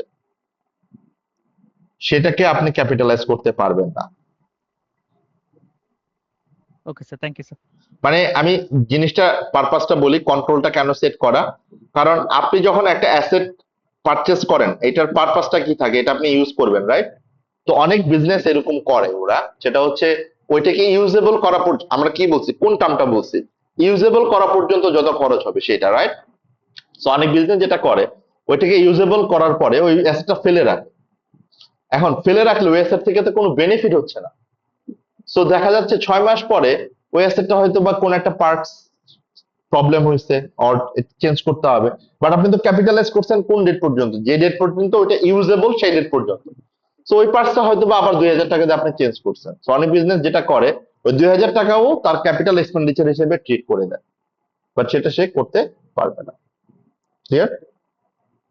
জি এখানে থ্যাংক ইউ স্যার। এখানে আরেকটা ট্রিকি পার্ট আছে, আরেকটা ট্রিকি পার্ট আমি একটু আপনাদেরকে কোশ্চেন করি, কোশ্চেনটা একটু সিম্পলি হবে, সিলি হবে, বাট আনসারটা আমাকে একটু দেখতে একটু একটু দেখেন দিতে পারেন কিনা। ধরেন আপনি একটা মেশিন ইউজেবল করছেন, ওকে, মানে ইউজেবল করা শেষ, এখন ওই মেশিনটা ইউজ করার জন্য মানে আপনাদের যেটা করতে হবে, মেশিনটা খুব স্পেশাল কেসের, এটা এখন ট্রেনিং দিতে হবে এমপ্লয়ীদেরকে, এটা মেশিনটা কিভাবে ইউজ করতে হয়, কিভাবে ইউজ করবে না করবে, এই যে ট্রেনিং দিচ্ছেন, এই ট্রেনিং কস্টটাকে আপনি ক্যাপিটালাইজ করতে পারবেন, মানে এমপ্লয়ীদের যে ট্রেনিং দিলেন অথবা দিচ্ছেন, can you do the capitalise? Yes, sir. পারবো কিনা, সবাই বলছেন ইয়েস। So useful condition এ আনার জন্য তো ট্রেনিংটা দেওয়া হবে তাই? ওকে, ওকে, এনিওয়ান, বাকিরা কারো কোনো yes?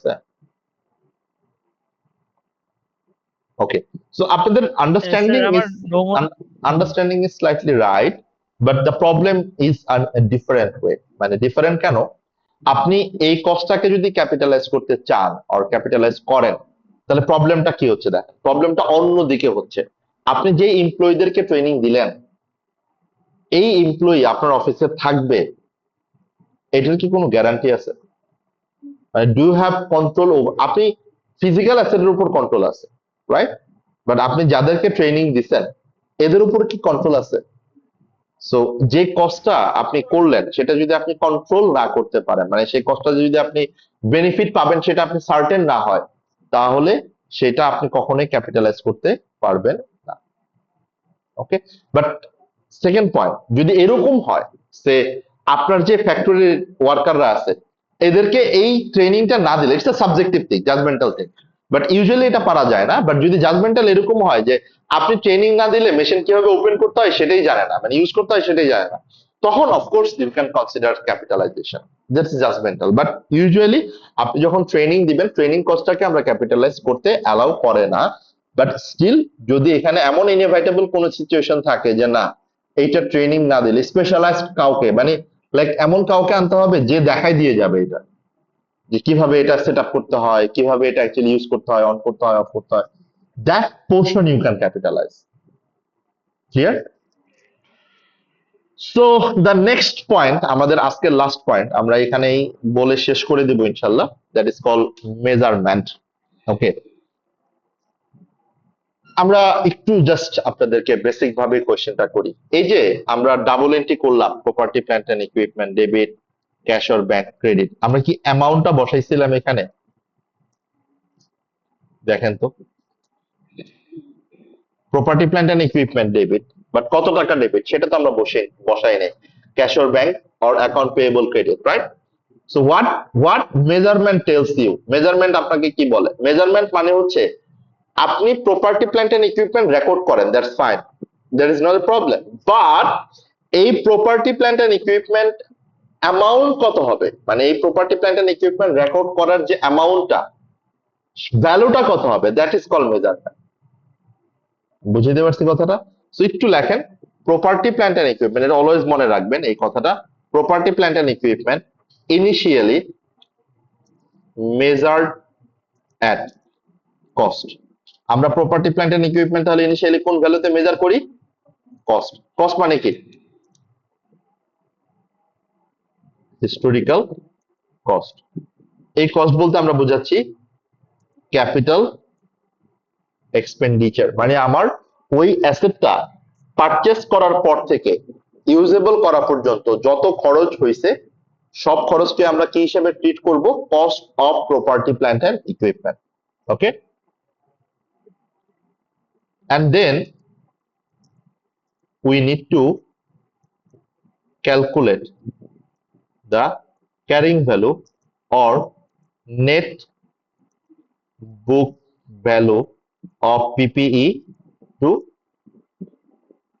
record it in statement of financial position. তার মানে এখানে আপনার দুইটা জিনিস চলে আসলো, আমি যখন আমার property plant and equipment initially record করব, আমি কোন ভ্যালুতে রেকর্ড করব? কস্ট ভ্যালুতে। ওকে, সো কস্ট বলতে আমরা বুঝাচ্ছি ওই প্রপার্টি প্ল্যান্ট এন্ড ইকুইপমেন্টের ক্যাপিটাল এক্সপেন্ডিচার টোটাল কত, সেটা, যেটা আমরা একটু আগেই বললাম। ওকে, সেকেন্ড, আমি আমার স্টেটমেন্ট অফ ফাইন্যান্সিয়াল পজিশনে যখন আমার প্রপার্টি প্ল্যান্ট এন্ড ইকুইপমেন্টটা রেকর্ড করব, তার মানে এই জায়গাটা একটু ক্লিয়ার হই যে প্রপার্টি প্ল্যান্ট এন্ড ইকুইপমেন্ট আমরা যখন স্টেটমেন্ট অফ ফাইন্যান্সিয়াল পজিশনে রেকর্ড করি, আমরা স্টেটমেন্ট অফ ফাইন্যান্সিয়াল পজিশনে কোন ভ্যালুতে রেকর্ড করি? Carrying value or net book value. So now we need to understand or we need to understand the formula of carrying value or net book value. কেউ কি বলতে পারবো আমরা যে carrying value or net book value এটার ফর্মুলাটা কি? Anyone?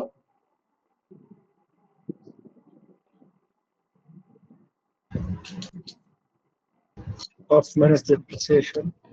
Carrying value or net book value মানে হচ্ছে cost less accumulated. Cumulative depreciation. ওকে, তার মানে এটা একটু মনে রাখা, সে আমি বললাম কস্ট হচ্ছে 10 লাখ, ওকে, জাস্ট হাইপোথেটিক্যালি 10 লাখ মানে $1 million, and accumulated depreciation সে 2 লাখ, তাহলে আমার ক্যারিং ভ্যালু কত হবে?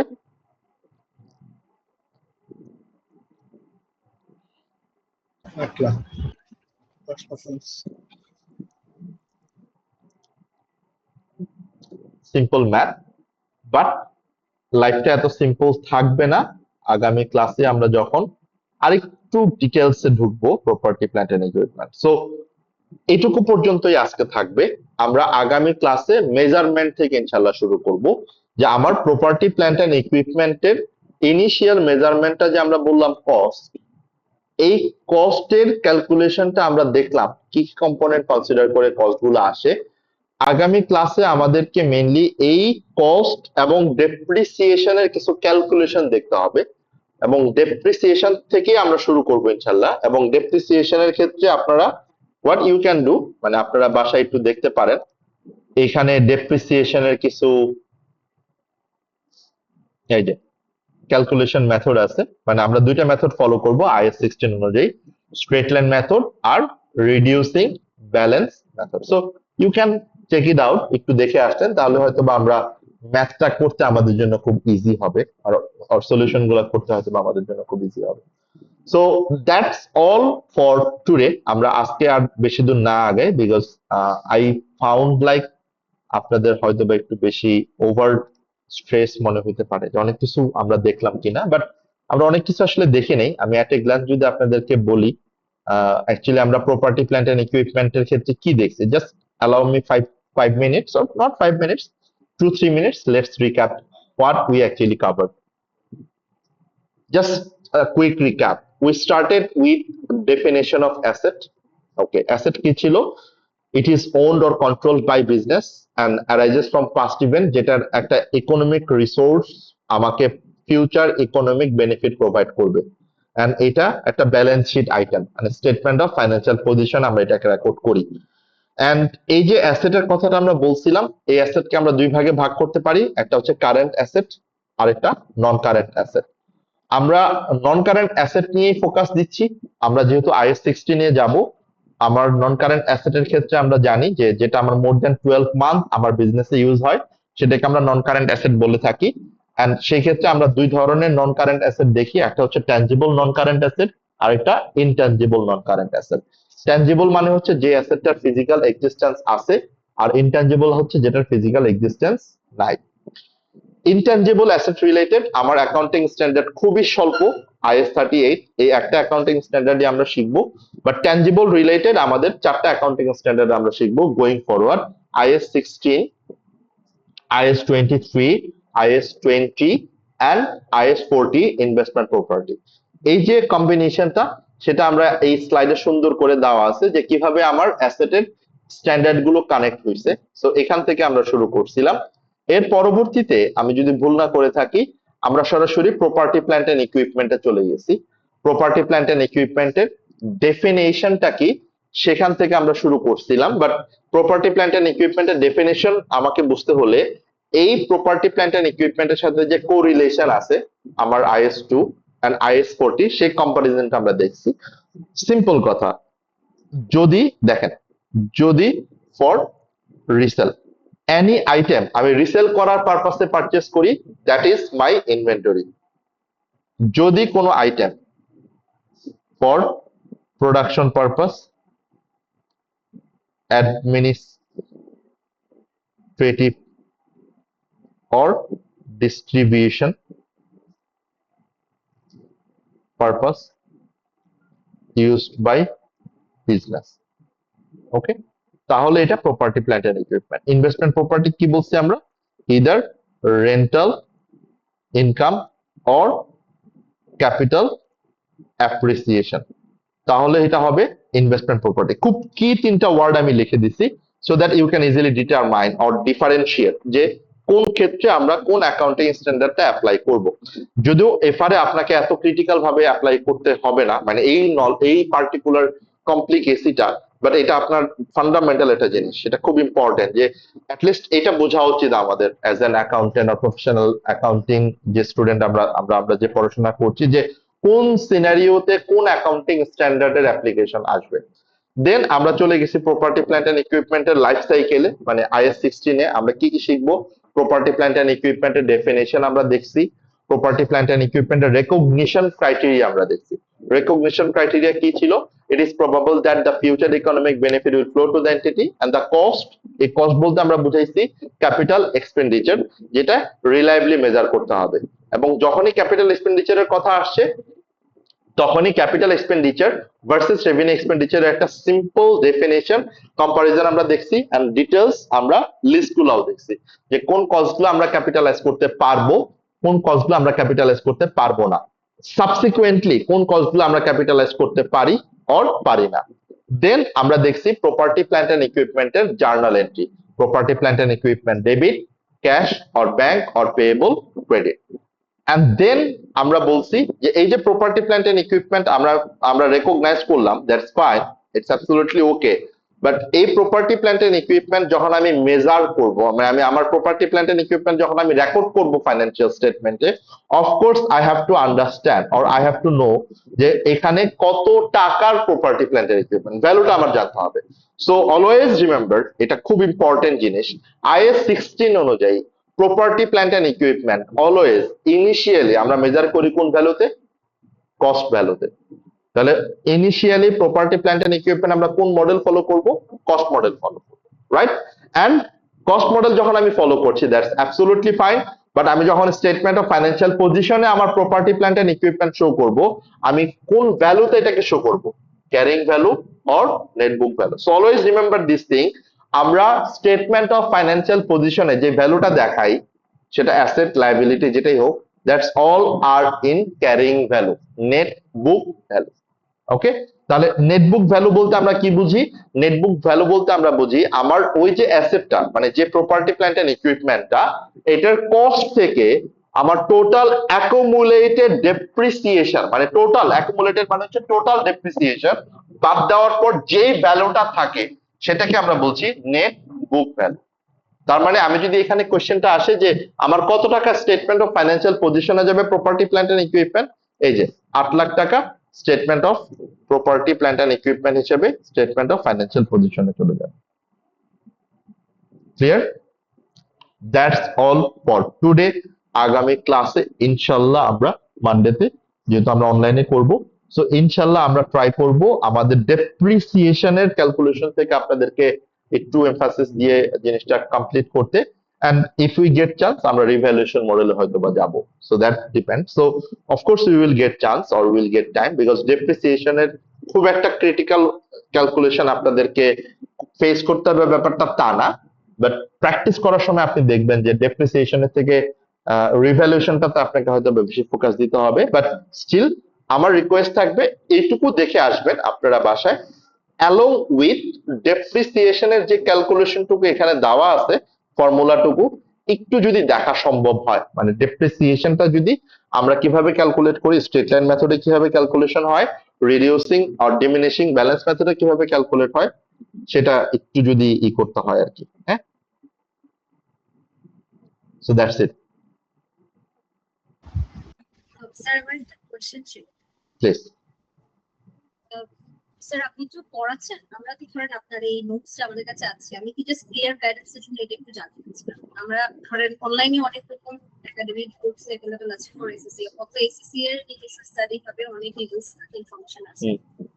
সলিড প্রিপারেশনের জন্য কি is it enough to just go by the SSC resource plus আপনার এই রিভিশনটা, নাকি হ্যাঁ আমাদের হ্যাঁ, কোনো একটা বই কিনেও পড়া দরকার?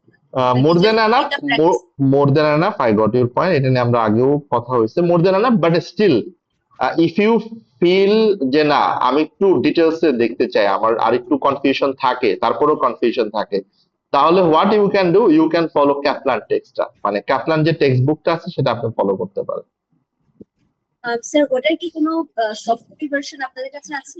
অফকোর্স আমি হচ্ছে, আপনি একটু পরে জয়েন করছেন মনে হয়, রাইট, গ্রুপে? এক্স্যাক্টলি স্যার, জন্য আমার কাছে নাই। ওইটা আমি আবার দিয়ে দিচ্ছি এগুলা, মানে এটা হচ্ছে অনেক, আমি একদম ফার্স্ট ক্লাসে এগুলা শেয়ার করে রাখছিলাম, তো আমি এটা আবার নতুন করে হচ্ছে ফরওয়ার্ড করে দিচ্ছি গ্রুপে। ওকে, থ্যাংক ইউ স্যার। গুগল ক্লাসরুমে মনে হয় না, আমি একটু চেক করবো না, তারপর আমি ক্যাপলানটা দিয়ে দিচ্ছি আবার, সমস্যা নেই। Sir Okay. গুগল ক্লাসরুমের একটা লিংক যদি দেওয়া থাকে, যদি সেখানে এই স্যার হোয়াটসঅ্যাপে materials দিয়েছিলেন develop করা যায়। একদম শুরুতে স্যার। আমি হোয়াটসঅ্যাপে দিয়েছিলাম, সমস্যা নেই, আমি আবার দিয়ে দিচ্ছি, আমি আবার গুগল ক্লাসরুমে ওটা আপলোড করে দিব, সমস্যা নেই, তাহলে এক জায়গায় থাকবে সবকিছু, বেটার। স্যার ওই গুগল ক্লাসরুমের লিংকটা একটু দিয়ে দিন, কারণ আমি খুললে জাস্ট ডিরেক্টলি মিটিং লিংকটাতে আসে, মানে ওই ক্লাস। না না, এটা এই লিংকটা মানে এটা আমার জেনারেট করা গুগল ক্লাসে। আচ্ছা, আমি গুগল ক্লাসের লিংকটাও দিয়ে দিচ্ছি। ওকে, থ্যাংক ইউ। ওকে, তাহলে আমরা মোটামুটি ভাবে আজকে শেষ করি।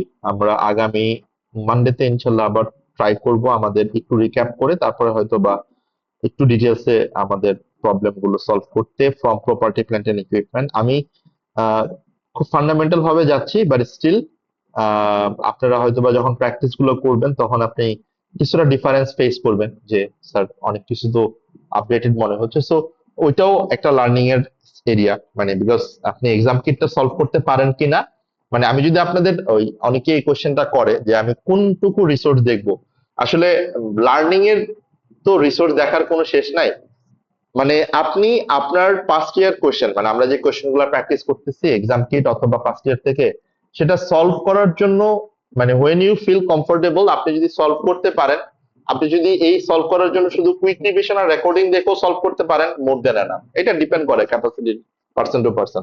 আবার অনেকেই আছে যে না, এটা একটু আমি ডিটেলসে না পড়লে আমি সলভটা করতে পারি না, রিলেটটা করতে পারি না, then go for study hub, go for Kaplan text, you can easily access those things. Even আমার ক্ষেত্রে আমি যেটা করতাম, মানে আমি তো অনেক ডিটেলসে অনেক কথা বলতে হয় এবং ক্লাসে অনেক লেন্দি করে যেতে হয়। Maybe sometimes what you can do, আপনারা ইউটিউবে অনেক শর্ট এরকম ভিডিও পাবেন like property plant and equipment, you can check that out as well, so that you can understand যে আসলে ওই টপিকটা বোঝার জন্য আসলে কি কি জিনিস আছে। সো রিসোর্স দেওয়ার আসলে অভাব নাই, I have lot of things, but main purpose হচ্ছে আমি লার্নিংটা করলাম, বাট লার্নিংটা অ্যাপ্লাই করতে পারি কিনা আমার question, that is the more important thing. Okay, তো সবাইকে অনেক ধন্যবাদ, আমি তাহলে শেষ করছি, আমি রেকর্ডিংটাও আপলোড করে দিব after the class. So see you on Monday ইনশাল্লাহ। Thank you everyone.